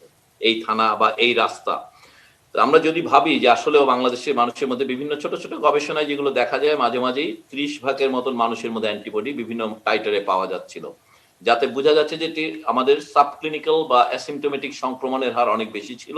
এবং এখন যে কোনো বড় শহরগুলোতে একটা উল্লেখযোগ্য সংখ্যক মানুষ অলরেডি আক্রান্ত হয়ে ভালো হয়ে গেছেন এবং তাদের শরীরে অ্যান্টিবডি আছে। যারা একবার আক্রান্ত হয়েছে তাদেরকে এই ভ্যাকসিন দেওয়া প্রসঙ্গে বিশ্বজুড়ে একেবারেই সর্বজন স্বীকৃত কোনো সিদ্ধান্ত এখনো হয়নি। তবে মোটা দাগে এখন পর্যন্ত তাদেরকে দেওয়ার কথা বলা হচ্ছে, যদি এটা তারা আক্রান্ত অবস্থায় রোগ থেকে সম্পূর্ণ ভালো হয়ে যান তখন দিতে বলা হচ্ছে না যে রোগ আক্রান্ত অবস্থায় যেন তাকে দেওয়া না হয়। এটা হচ্ছে এখন পর্যন্ত স্বীকৃত পদ্ধতি। এবং এইটাও যে একদম মানে একেবারে নির্দিষ্ট হয়ে গেছে তা না, অনেক জায়গায় এটাকে অ্যাভয়েড করবে। এটা রিসোর্সের উপর নির্ভর করে, কারণ তার তো শরীরে অ্যান্টিবডি আছে। যদি আপনার 1 কোটি ভ্যাকসিন থাকে, আপনি যেভাবে প্ল্যান করবেন, আপনার 5 কোটি থাকলে তো প্ল্যানিংটা একটু ডিফারেন্ট হবে। তখন যে প্রায়োরিটি ইস্যুগুলো আসতেছে, তখন হয়তো তাকে একটু পেছনে দেওয়া হবে। দ্বিতীয়ত, আমি একটা জাস্ট অন্য প্রসঙ্গে একটা আলাপ সেরে ফেলতে চাই। আমি আপনাদের রিপোর্টে দেখলাম 3 বছরে 13 কোটি ভ্যাকসিন দেওয়ার পরিকল্পনা। এই ব্যাপারটা আমি একটু সবার নজরে আনতে চাই, এখানে সবাই আপনাদের মাধ্যমে সবার, যে আসলে আমাদের যা ভ্যাকসিন গুলো আছে এগুলো মোটা দাগে 9 মাস থেকে 1 বছরের ইমিউনিটি দেবে বলে ধারণা করা হচ্ছে। এর বেশি হতে পারে, এখনো নিশ্চিত না। এখন যদি 3 বছরে 13 কোটি মানুষকে ভ্যাকসিনেট করা হয়, এটা কোনোদিনই কোন রকম বেনিফিট দিবে না। কারণ প্রথম বছর 3 কোটি মানুষ, দ্বিতীয় বছরে আবার আনভ্যাকসিনেটেড মানুষের কাছাকাছি চলে যাবে, দ্বিতীয় বছরে দেওয়া যান, তৃতীয় বছরে আবার একই অবস্থা হবে। অর্থাৎ 1 বছরে 3 কোটি মানুষকে, অথবা single dose vaccine life long immunity, অথবা সিঙ্গেল ডোজ 2 বছরের, মানে এই অপশনগুলোর জন্য এখনই যদি নজর না দিই, আমরা ইমিডিয়েট মহামারী মোকাবেলার জন্য হয়তো আগামী 2 মাস, 3 মাস, 6 মাসের জন্য আমরা সফল। কিন্তু আমাদের আসলে এই প্ল্যানিং এ এই ব্যাপারগুলো সামনে চলে আসা দরকার। আমরা নিশ্চিত যে আগামী 6 মাসের মধ্যে সিঙ্গেল ডোজ ভ্যাকসিন চলে আসবে আরো 4। জি স্যার, যেটা বলা হচ্ছে জনসন এন্ড জনসন, ফাইজারের ভ্যাকসিনের কথা বলা হচ্ছে, কিন্তু আমরা কি নিশ্চিত যে সিঙ্গেল ডোজ এবং লাইফ লং এটার এফিকেসি, সেটার ব্যাপারে কি নিশ্চিত হওয়া গেছে এখনো? লাইফ লং এর ব্যাপারে নিশ্চিত না, সিঙ্গেল ডোজের ব্যাপারে নিশ্চিত। 4টা ভ্যাকসিন সিঙ্গেল ডোজে নিশ্চিত, মানে জনসন জনসন, মার্ক, মানে খুবই প্রমিজিং 4টা ভ্যাকসিন নিশ্চিত যেগুলো হবে। এবং তার মধ্যে লুভেনের যেটা, সেটা একটা অসাধারণ ভ্যাকসিন। এটা ইয়েলো ফিভারের ভ্যাকসিনের উপরে এই ভ্যাকসিনটা এটা বসানো হচ্ছে। সো দুটো রোগের ক্ষেত্রে ভ্যাকসিনেশন হবে এবং এটা 2025 সালের মধ্যে ইয়েলো ফিভার ইরাডিকেশনে রোল প্লে করবে। এটা অক্সফোর্ডের মতো ইউনিভার্সিটি অফ লুবেনের আবিষ্কার এবং সেটা সিঙ্গেল ডোজ। এবং যেহেতু ইয়েলো ফিভারের লাইফ লং, অনেকেই আশা করতেছে হয়তো এটা কোভিডের লাইফ লং হতে পারে। আমরা এখনই এগুলো নিশ্চিত না, কিন্তু এই গবেষণার সম্ভাবনাগুলোকে আমরা আলমগীর সাহেব সহ বাংলাদেশে যারা এগুলো এই ভ্যাকসিন নির্বাচন প্রক্রিয়া থাকছেন তাদের নজরে আনার চেষ্টা করছে। এটা আমরা বলছি না যে এটা নিশ্চিত কাজ করবে, কিন্তু এগুলো সম্ভাবনাময় ভ্যাকসিন। জি স্যার, মানে একটা জিনিস একটু আরো সহজভাবে পরিষ্কার হতে চাই যে যারা ইতোমধ্যে আক্রান্ত হয়েছেন, ফ্রন্টলাইনারদের কথাই বলি, অবশ্যই চিকিৎসকেরা, এবং আমরা ধরে নেই যে তাদের এক ধরনের অ্যান্টিবডি তৈরি হয়েছে, বা সংবাদকর্মী বা নিরাপত্তায় যারা নিয়োজিত তাদের অনেকেই, তো তাদেরকে কি এই মুহূর্তেই দিতে হবে, নাকি ওনারা যদি ধরেন আমি আসলে নিব না এখন আমি ভ্যাকসিন, বরং আরেকজনকে যেন দেওয়া হয়, আমি যদিও সাংবাদিক, যদিও আমার করোনা আক্রান্ত হয়েছি, কিন্তু আমি চাই যে যদি আমার না লাগে তাহলে অন্য কেউ ভ্যাকসিনটা নিক, এরকম সিদ্ধান্ত নেওয়ার সুযোগ আছে কিনা? অসাধারণ বলেছেন, এরকম সিদ্ধান্ত অ্যাপ্রিশিয়েট করতে হবে, এক্সাম্পল ক্রিয়েট করতে হবে। আমি নিজেও বলেছি আমিও ফ্রন্টলাইন ফাইটার না, আমি যদিও একজন চিকিৎসক অধ্যাপক, আমি সরাসরি রোগী সেবায় সম্পৃক্ত না, আমি কোনোভাবেই ভ্যাকসিন রেজিস্ট্রেশন করবো না, চাইবো না। কিন্তু যদি মনে করা হয় যে হ্যাঁ আসলে আপনি অন্যদের জন্য ঝুঁকির কারণ হয়ে উঠবো, তখনই শুধুমাত্র নিব। অর্থাৎ তার আগ পর্যন্ত আমি আমার চেয়ে বেশি ঝুঁকি নিয়ে যারা কাজ করছে তাদের জন্য আমরা ওটা অফার করে রেখে দেওয়া হয়েছে। এটা অবশ্যই। মূলনীতি, আমি কি এখানে একটু নিয়ে কথা বলবো? জি জি জি, আচ্ছা, কারণ এটা আসলে হয়তো একটু বিস্তারিত বলা উচিত, না হলে হয়তো সাধারণ মানুষের জন্য ভুল বার্তা যাবে। আমরা দেখেছি, আমরা বাংলাদেশে যেমন দেখেছি, আমরা পৃথিবীর বিভিন্ন দেশে দেখেছি যেখানে অ্যান্টিবডি টেস্ট করা হয়েছে দীর্ঘদিন ধরে এবং সিরিয়ালি করা হয়েছে। সেটা হচ্ছে যদি মাইল্ড সিমটমস হয় অথবা অ্যাসিম্পটোমেটিক পেশেন্ট হয়, তাহলে তার অ্যান্টিবডি আসলে 28 দিন থেকে 30 দিন পর থাকেই না। এবং যাদের সিভিয়ার ডিজিজ, যাদের মাইল্ড বা মডারেট ডিজিজ হয়, তাদের অ্যান্টিবডি 6 সপ্তাহ পরে কমতে শুরু করে। আর যাদের সিভিয়ার ডিজিজ হয় তাদের অ্যান্টিবডি 3 মাস পরে কমতে শুরু করে। সো এখানে আসলে যাদের অ্যান্টিবডি ডেভেলপ হয়ে গেছে বা আমরা একবার সাফার করেছি, যেহেতু আমরা জানি না যে একবার সাফার করলে এটা আজীবন আপনাকে ইমিউনিটি দিবে কিনা, কারণ সারা পৃথিবীতে আমরা 40-50টি রিইনফেকশনও পেয়েছি। সো সেই সম্ভাবনা আছে বলেই যদি আমরা ভ্যাকসিনেশন করি, আমরা যদি এই গ্রুপটাকে বাদ দিই, তাহলে কিন্তু যে ভ্যাকসিন গুলো শতভাগ কার্যকর নয়, এগুলি 90 ভাগ, 95 ভাগ, 70 ভাগ কার্যকর, অর্থাৎ সেখানে কিন্তু একটা এক্সপোজার রেশিও থেকেই যাবে। এই জন্য সবাইকে ভ্যাকসিনেশনের আওতায় আনার কথা চিন্তা পৃথিবী এই জন্যই করছে, কারণ একটি দেশ যদি করোনা মুক্ত না হয়, সারা পৃথিবী করোনা মুক্ত হবে না। এই জন্যই আসলে অ্যান্টিবডি ডেভেলপ করলেও ভ্যাকসিনেশনের জন্য সারা পৃথিবীতে এখনো উৎসাহ দেওয়া হচ্ছে। যদি এই ভ্যাকসিন গুলো কখনো প্রমাণিত হয় যে একবার ভ্যাকসিন দিলে আপনার লাইফ লং ইমিউনিটি হয়ে গেল, 3 বছর ইমিউনিটি হয়ে গেল, তাহলে আমরা লাইফ লং আর ভ্যাকসিন লাগবে না, আগামী 3 বছর আমার ভ্যাকসিন লাগবে না। কিন্তু যে 3টি ভ্যাকসিন এখন প্রয়োগ করা হচ্ছে ব্যাপকভাবে, সেগুলির এফিকাসি বা এফেক্টিভনেস অনেক ভালো, ঠিক আছে, কিন্তু সেগুলি কতদিন আপনাকে ইমিউনিটি দিবে সেগুলি আমরা জানি না। আর যে আমি রোগাক্রান্ত হয়ে যে আমরা যেহেতু একটা বিশাল গ্রুপ অ্যাসিম্পটোমেটিক অর্থাৎ লক্ষণবিহীন ছাড়া করোনা আক্রান্ত হচ্ছি, তাদের আসলে অ্যান্টিবডি 28 দিন পরে শরীরেই থাকে না। সো আমার ওই প্রোটেকশনটা থাকবে না। আমরা যারা মৃদু আক্রান্ত বা হয়েছি বা মডারেট আক্রান্ত, তাদেরও অ্যান্টিবডি দীর্ঘদিন থাকে না, শুধু 3 থেকে 6 মাস যারা খুব সিভিয়ার করোনায় ভুগেছে তাদের থাকে। সো এখানে একটা প্যালাসি রয়ে গেছে এবং সারা পৃথিবী মিলে এগুলি একটা কনফিউশনের ভিতর দিয়ে যাচ্ছে।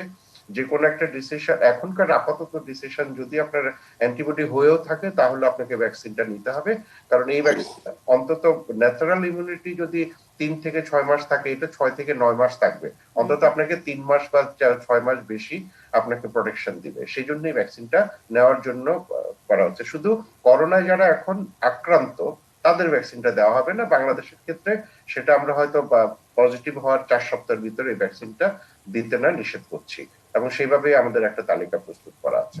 ধন্যবাদ। আরো শুনবো আমরা একটা ছোট্ট বিরতির পরে, যে ভ্যাকসিন দেবার পরে কারো যদি কোনো রকমের অসুবিধা হয়, খুবই খারাপ অবস্থা হয়, তাইলে সেই ম্যানেজমেন্টটা কেমন করে হবে, কেমন করে জানবো? সেই ডেটাবেস, আবারও কোনো হটলাইন অথবা সারাক্ষণ দেখভাল করা হবে কিনা, কারণ করোনার পুরো সময়টাতে আমাদের নানা রকমের অভিজ্ঞতা, আমরা হাত ধোয়া আর মাস্ক পরা আর সোশ্যাল ডিস্টেন্সিং থেকে মানে সোশ্যাল ডিস্টেন্সিংটা রাখা, সেটা নিয়েই তো কত রকমের এক্সপেরিমেন্ট করা হলো, আমরা সেটাই ঠিকঠাক করে উঠতে পারিনি। কিভাবে আমরা খুঁজে পাবো যে একজন মানুষের শুধুমাত্র এই ভ্যাকসিনের কারণেই খুবই খারাপ অবস্থা হলো, সেই ব্যবস্থাপনাটা কি সরকারের আছে? আমি এই ব্যাপারে মোহাম্মদ সালাউদ্দিন আপনার কাছ থেকে শুনবো একটা বিরতির পরে।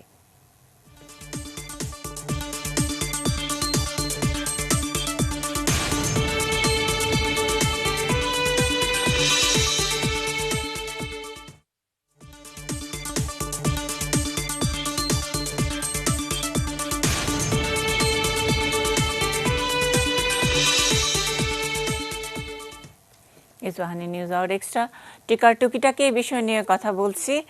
একজন দর্শক অনেকক্ষণ ধরে অপেক্ষা করছেন আমাদের আলোচকদের কাছ থেকে, বোধহয় কিছু জানবার আছে। হ্যালো, জি জি, আমি আব্দুল সত্তার বলছি লাকসাম থেকে। জি, আমার স্ত্রী করোনা হয়েছে আরো 2 মাস আগে, মেডিসিনেতে ছিলেন, ভালো হয়ে আসছেন, পরে আবার ঠান্ডা লাগছে। আমরা ইয়েতে নিছি কুমিল্লা এই কুসাতলি মেডিকেলে নিছি সরকারি, সেখানেও ভালো হয়ে আসছেন। সেখানে আর করোনা হয়নি, সেখানে ঠান্ডা লাগছিল। 9 দিন ছিলাম, আর মেডিসিনেতে ছিলাম 18 দিন। এখন আমাদের প্রশ্ন হলো, আমরা যারা চিকিৎসা নিয়ে ভালো হয়ে আসছি, আমাদের রোগীরা এই করোনার টিকা পাওয়ার ব্যাপারে তাদের প্রায়োরিটি কি? তাদের পাওয়ার জন্য আমরা কিভাবে এই সম্পৃক্ত হবো এইটার এই করোনা টিকা পাওয়ার ব্যাপারে? আচ্ছা, এই বিষয়টা নিয়ে আদৌ সেই টিকা নিতে পারবে কিনা বা দেওয়া যাবে কিনা? আচ্ছা, এই বিষয়টা নিয়ে কথা হচ্ছিল এতক্ষণ ধরে, নিশ্চয়ই আপনি শুনেছেন। তাও আরেকবার নিশ্চয়ই এটা একটু রিফ্রেশ করে দিবেন। ডক্টর ASM আলমগীর আমাদের যিনি ফোন করেছেন দর্শক, তার উত্তরটি খুব ছোট্ট করে দিলে আমি যাব মোহাম্মদ সালাউদ্দিনের কাছে, যে যদি টিকা দেবার পরে কোনো অসুবিধা হয় তখন সেটা কিভাবে আপনারা মনিটর করবেন বা খুঁজে আনবেন, বা তার কি বা চিকিৎসা হবে। আমি আলমগীর ভাই, আমি একটু শুনতে চাই আপনার কাছ থেকে। এটা ধন্যবাদ প্রশ্ন করার জন্য। এবং এরকম যারা আছেন, যারা করোনা থেকে ভালো হয়ে গেছে, তারা সবাই টিকা দিতে পারবেন। এবং আমরা কিন্তু যারা করোনা সাফার করে 1 মাসের ভিতর করেছে, তাদেরকে আপাতত আমরা টিকাটা দিব না। কিন্তু অন্য সবাই যারা করোনা থেকে ভালো হয়ে গেছেন, সবাই টিকা দিতে পারবেন এবং টিকার জন্য নির্দিষ্ট সময় রেজিস্ট্রেশন করে নির্দিষ্ট সেন্টারে টিকা নিয়ে নেবেন। আবার আরেকটু আমি রিপিট করি যে করোনায় আক্রান্ত হয়েছেন, ভালো হয়ে গেছেন, নেগেটিভ হয়েছে, তারপরে কতদিন পর্যন্ত তারা অপেক্ষা করবেন টিকার জন্য? মানে কতদিন পরে তাদেরকে টিকা দিতে হবে? কোনো অপেক্ষাই করতে হবে না, নেগেটিভ হওয়ার পরেই টিকা দিতে পারবে। আচ্ছা, সেটাতে রেজিস্ট্রেশনের উপরে, তার সিরিয়াল পাওয়ার উপরে নির্ভর করে। তবে এখানে কোনো আসলে চিকিৎসা শাস্ত্রের বিধান অনুযায়ী কোনো বাধা নেই। ভালো নেগেটিভ হয়ে যাবার পরপরই যে কোনো সময় টিকাটা নিতে পারবেন। জি, আমি মোহাম্মদ সালাউদ্দিন, আমাদের যে প্রশ্নটি ছিল আপনার কাছে। জি, ধন্যবাদ। টিকা দেওয়ার পরে বা ভ্যাকসিনেশনের পরে ছোটখাটো যে পার্শ্ব প্রতিক্রিয়াগুলো হতে পারে, সেটা অ্যাডভার্স ইভেন্ট ফলোইং ইমিউনাইজেশন আমরা বলি। এটা থেকে যদি আরো একটু মানে তাকে হসপিটালাইজ হতে হয়, তার যদি আরো বেশি ইনজুরি বা কোনো বেশি হসপিটালাইজ হতে হয়, এরকম সমস্যা হয়, সেটাকে আমরা বলি সিরিয়াস অ্যাডভার্স ইভেন্ট। তো এই সিরিয়াস অ্যাডভার্স ইভেন্ট এবং আরো হতে পারে অ্যানাফাইল্যাক্সিস, যদি আরো মারাত্মক হয়। তো এইসব বিষয়গুলো ম্যানেজমেন্টের জন্য আমরা যে এখন তো আমরা রেজিস্ট্রেশন, আপনি দেখছেন যে পেশেন্টের ইনফরমেশন গুলো সবগুলোই আমাদের কাছে থাকছে, যারা টিকা পাবেন। আমাদের হেলথ কমপ্লেক্স, উপজেলা পর্যায়ে হেলথ কমপ্লেক্স, ডিস্ট্রিক্ট লেভেলে সদর হসপিটাল, মেডিকেল কলেজ হসপিটাল, বিভাগীয় পর্যায়ে বা ডিস্ট্রিক্ট লেভেলে আর মেডিকেল কলেজ হসপিটাল, এবং প্রাইভেট সেক্টর হসপিটালগুলো যেখানে ভ্যাকসিনেশন হবে, সেখানে এই ব্যবস্থাগুলো থাকবে, ম্যানেজমেন্টের ব্যবস্থাগুলো থাকবে, মানে এই অ্যাডভার্স ইভেন্ট ম্যানেজমেন্টের ব্যবস্থা থাকবে, কম্প্রিহেন্সিভ ব্যবস্থা থাকবে। এবং এই যে তার যে অ্যাডভার্স ইভেন্ট হলো, অ্যাডভার্স AEFI বা অথবা তার সিরিয়াস অ্যাডভার্স ইভেন্ট হলো, এটা কি ভ্যাকসিনেশনের জন্য হলো না তার অন্য আরো কোনো কারণের জন্য হলো, কজালিটি অ্যাসেসমেন্টের জন্য, এবং এইটাকে ইনভেস্টিগেশনের জন্য আমাদের ডিস্ট্রিক্ট পর্যায়ে একটা ভ্যাকসিন, ডিস্ট্রিক্ট পর্যায়ে এবং সিটি কর্পোরেশন পর্যায়ে এবং মিউনিসিপ্যালিটি যেখানে আছে সেখানে মিউনিসিপ্যালিটি পর্যায়ে আমাদের প্রাথমিক পর্যায়ে আমাদের এখন আমরা ডিস্ট্রিক্ট পর্যায়ে আমরা ইনভেস্টিগেশন ভ্যাকসিন সেফটি কমিটি করেছি। এই কমিটি যদি যেটা খুব ফ্যাটালিটিজ হবে বা যদি সিরিয়াস অ্যাডভার্স ইভেন্ট হয় সেইটা ইনভেস্টিগেশন করবেন, করে আমাদের কমিটি কিভাবে জানবেন? কমিটি কিভাবে জানবে? কমিটি জানবে যেখানে ভ্যাকসিনেশন রিপোর্ট করবে, জি, যেখানে রিপোর্ট করতে হবে। যিনি পেশেন্ট ওনার তো সমস্যা হলে উনি হসপিটালে আসবেন এবং তাকে বলা থাকবে যে যদি সমস্যা হয় তাহলে তারা জানাবে, যেখানে তিনি ভ্যাকসিনেশন নিয়েছেন সেই সেন্টারকে জানাবে। এবং সেইখান থেকে উপজেলা পর্যায়ের উপজেলা হেলথ কমপ্লেক্সের যিনি ইউএইচএফপিও উনি এটা লিডারশিপ দেবেন এবং আমরা ভালোটা মানে ভালোর কম মন্দটা আমি একটু ধরে নিচ্ছি, যে যদি হয় যেটা বলছি যে টিকা পরবর্তী যেসব অসুবিধাগুলো সেগুলো আমরা ফর্মের মধ্যে যেগুলো দেখছি, যেসব প্রশ্নগুলো রাখা হয়েছে, যে একটু জ্বর ভাব কিনা, একটু ফুলেও যেতে পারে ইত্যাদি সামান্য, এগুলো আসলে বাংলাদেশের লোকজন তেমনটা কোনো পাত্তাই দেয় না, কারণ এগুলো হয়েই থাকে। যে কোনো ইনজেকশন নেওয়ার পরেও অনেক সময় অনেকের এইরকম হয়, কিন্তু একেবারে মানে ফেটাল অনেক সময় খুবই ভয়াবহ কিছু হতে পারে কিনা, যেটার জন্য হয়তো সুযোগই নেই যে তার পরিবারের লোকজন গিয়ে উপজেলা হেলথ কমপ্লেক্সে ওই কমিটিকে খুঁজে তাকে করবে। শুক্রবার শনিবার হয়তো বন্ধ থাকবে বা কিছু, মানে একেবারে ইমার্জেন্সি, মানে একেবারে ইমার্জেন্সি, তাদের জন্য কি কোনো হটলাইন ইত্যাদি যেখানে তারা সরাসরি এই বিষয়ে তার পরামর্শটা নিতে পারবে, এমন কোনো ভাবনা আছে কিনা? এখানে হটলাইনের ব্যবস্থা থাকবে, হটলাইনও করা হবে। এবং আমাদের আমি আগে বলেছি যে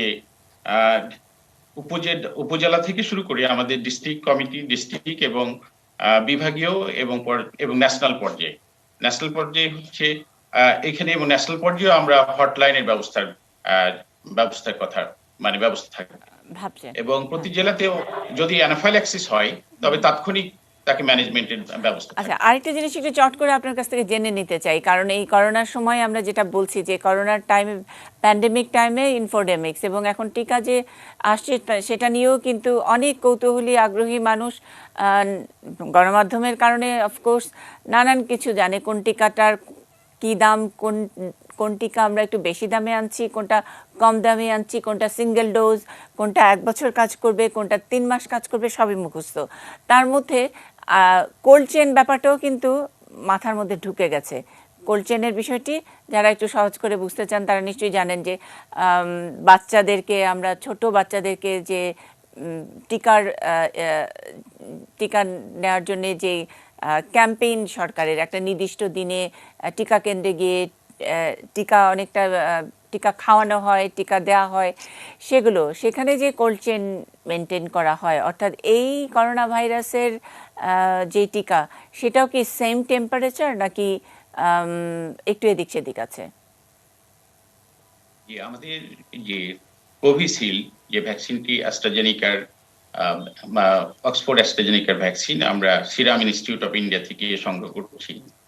এই ভ্যাকসিনটির 2 to 8 ডিগ্রি সেন্টিগ্রেডে রাখা যায় এইটা, এবং ভ্যাকসিনটা নিয়ে আসার জন্য কোল্ড চেন মেনটেন করেই শিপমেন্ট হবে। এবং আমরা ডাটা লগার, ভ্যাকসিন নিয়ে আসার সময়, শিপমেন্টের সময় একটা ডিভাইস থাকে টেম্পারেচার ক্যাপচার করার জন্য, একটা ডিভাইস থাকে, এর নাম ডাটা লগার।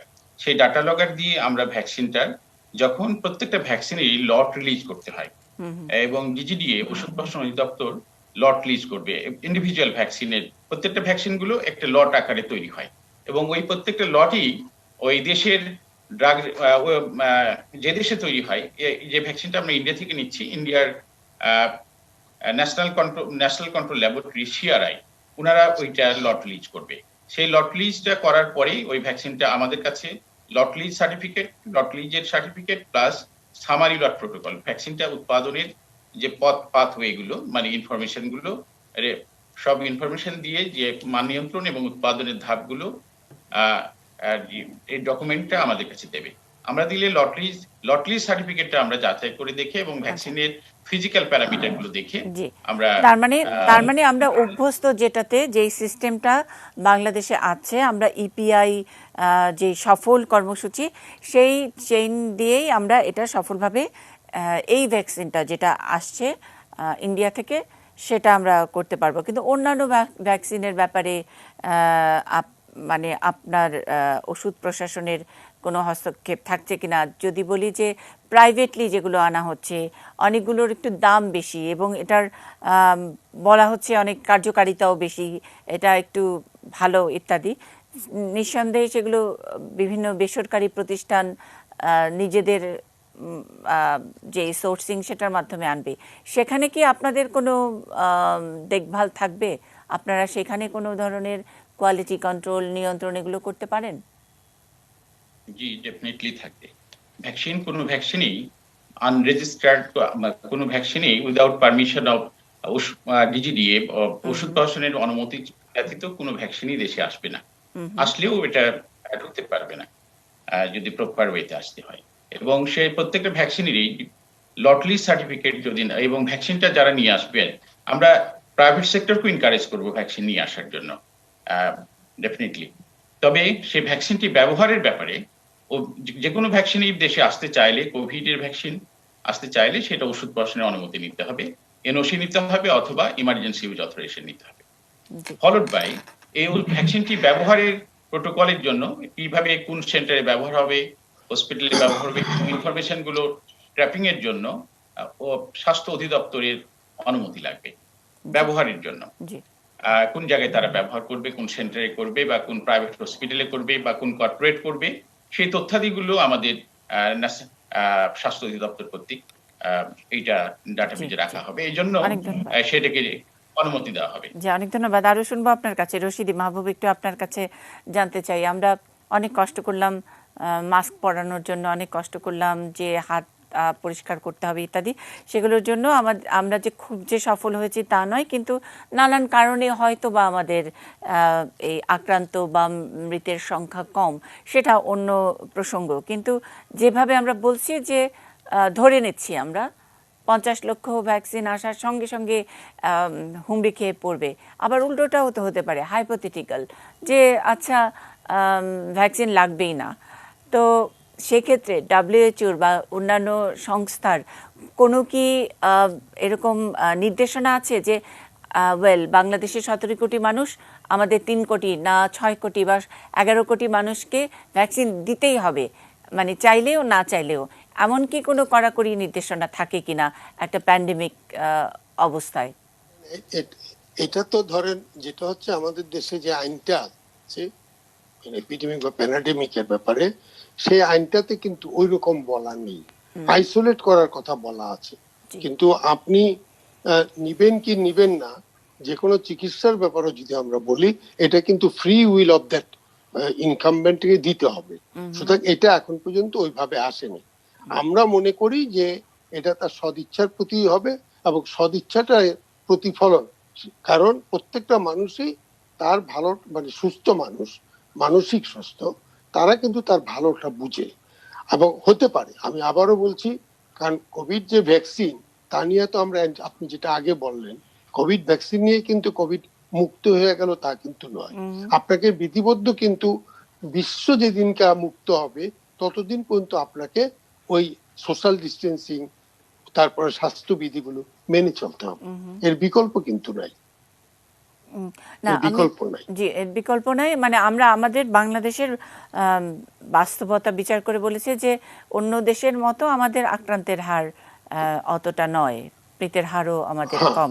সেই ক্ষেত্রে যদি ভ্যাকসিনও যদি কম নিতে চায় মানুষ, সেটা সরকার ফ্রি দিক অথবা কিনেই হোক, যেভাবেই হোক, যদি কম দিতে চায়, সেই ক্ষেত্রে আমাদের অন্য কোনো ক্ষেত্রে প্রশ্নের মধ্যে পড়তে হবে কিনা, শর্ত থাকে কিনা, যে অনেক সময় পররাষ্ট্র বা দ্বিপাক্ষিক কোনো চুক্তির ক্ষেত্রে এই ধরনের কিছু শর্ত মানা হয়েছে কিনা, অথবা বিদেশে যেতে দিবে না, অথবা আমাদের বাংলাদেশের শ্রমিকদেরকে আটকে দিবে যে তোমার দেশে 100% ভ্যাকসিনেশন হয়নি, এইরকম কোনো ব্যাপার থাকে কিনা আসলে এইরকম এটা তো থাকবে না। সিচুয়েশনে? আপনার এটা কোভিড ইরিডিকেশন তো প্রোগ্রাম করেনি, এরা ইমিউনাইজেশন প্রোগ্রাম করেছে। রাইট। ইরিডিকেশনে যখন থাকে তখন একটা ভিন্ন জিনিস। আমাদের এটা কিন্তু ইমিউনাইজেশন প্রোগ্রাম। ইমিউনাইজেশন কিন্তু একটা অপশনাল। আর কোন দেশ হয়তো এটা দিতে পারে যে তুমি আমার দেশে আসতে গেলে তোমার যে ইমিউনাইজ হয়েছো সেই সার্টিফিকেট লাগবে, সেটা কিন্তু ভিন্ন জিনিস। আচ্ছা। কিন্তু ব্যক্তির যে স্বাধীনতা, সেই স্বাধীনতা কিন্তু আপনার কোনোভাবে আপনি বর্তাইতে পারেন না। সে যদি নিতে না চায়, এবং এটা যদি এরকম কোন রোগ না হয় যেটা endangering the public life in the truest sense, আইসোলেশনও রাখতে পারছেন না, তখন তার জন্য কিন্তু আমাদের এই প্যান্ডেমিক সিচুয়েশনে আমাদের দেশে আইন আছে, সেই আইনে সে দায়ী হবে। সুতরাং এটা ওইভাবেই যাবে। আর আমরা আশা করব, আমরা যখন ভ্যাকসিন নিয়ে এত আলোচনা করছি, ভ্যাকসিন এসে গেছে, আসছে, বাংলাদেশের মানুষ কিছুটা আশাবাদী হচ্ছে, অনেকে আবার একটু মনে করছে আচ্ছা দ্বিতীয় দফায় দিব ইত্যাদি নানা রকম। তারই মধ্যে একটা সুখবর, নাজাল স্প্রে, এটা বাংলাদেশি দাবি করেছে যে, এবং ঢাকা মেডিকেল কলেজ হাসপাতালের চিকিৎসকদের মধ্যে অথবা যারা প্রাথমিক আক্রান্ত সেরকম বেশ কিছু রোগীর উপরে একটা পরীক্ষা চালানো হয়েছে এবং সেখানে ভালো ফল পাওয়া গেছে। অর্থাৎ আমরা হ্যান্ড স্যানিটাইজার যেমন করে স্প্রে করে হাতটাকে অনেক সময় জীবাণুমুক্ত রাখি, সেরকম আসলে আমাদের শরীরের জন্য ক্ষতিকর নয় এই রকম একটি স্প্রে প্রায় 3 ঘন্টার মতো কার্যকর থাকে, যেটা দিয়ে আসলে করোনার ভাইরাস থেকে আক্রান্ত মুক্ত রাখা যায়। এটা নিয়ে আমি আরেকটু মোহাম্মদ সালাউদ্দিন আপনার কাছ থেকে একটু শুনবো একটা ছোট্ট বিরতির পরে।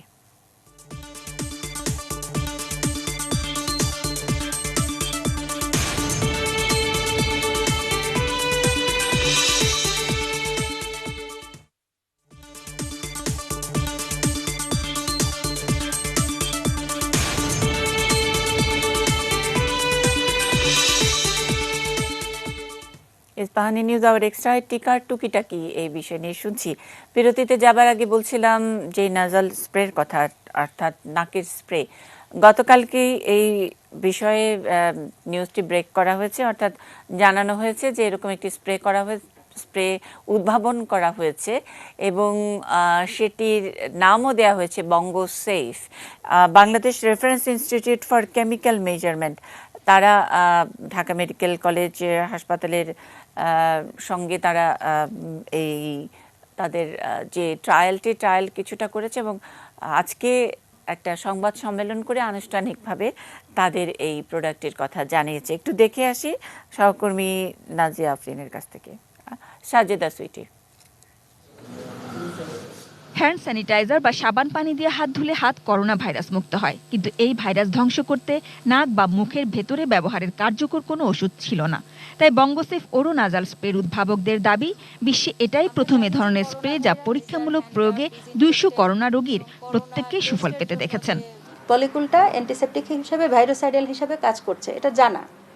সেটাকে কোন ডোজেস ফর্মে আমার নাকে এবং মুখে মানুষের সহনীয় পর্যায়ে থাকবে, অ্যাট দ্য সেম টাইম সেটা ভাইরাসটাকে কিল করবে, এইটাই ছিল আমাদের রিসার্চের বিষয়, যেটা ঢাকা মেডিকেল কলেজে সাকসেসফুলি 200 পেশেন্টের উপর করে আমরা ডোজেস ফর্মটা নির্ধারণ, আমরা বিভিন্ন ডোজে সেটা দিয়েছি। থরো এবং মেথডিক্যাল রিসার্চের মাধ্যমে কিন্তু আমরা এই ডোজেস ফর্ম এবং সময়টা আমরা নির্ধারণ করেছি। উদ্ভাবিত স্প্রের কার্যকারিতা পরীক্ষায় সাহসী অবদান ঢাকা মেডিকেল কলেজ ও হাসপাতালের ইএনটি বিভাগের চিকিৎসকদের। রোগীর উপর প্রয়োগের আগে নিজেদের উপর প্রয়োগ করে এর কার্যকারিতা নিশ্চিত হয়েছেন তারা। বলছেন তেমন কোনো পার্শ্ব প্রতিক্রিয়া পাননি এর। সেই সঙ্গে এটিও পরিষ্কার জানাচ্ছেন, এই স্প্রে মাস্ক, পিপি বা ভ্যাকসিনের বিকল্প নয়, কেবল নাক ও মুখের সুরক্ষা দিয়ে সংক্রমণ ঠেকাবে। সাধারণত করোনা ভাইরাসটা আমাদের মুখ এবং নাক দিয়ে বা চোখ দিয়ে আমাদের শরীরে প্রবেশ করার সময় তারা নাকের পেছনে এবং মুখের পেছনে নেজোফ্যারিং বা ওরোফ্যারিংসে কিছুক্ষণ অবস্থান করে। যদি ওই সময়টাতে আমরা স্প্রে দিয়ে দিই, সেখানে ভাইরাস যে জমা হচ্ছে, ভাইরাসের লোড, সেই লোডগুলো কমে যাচ্ছে, ভাইরাস কিল হচ্ছে।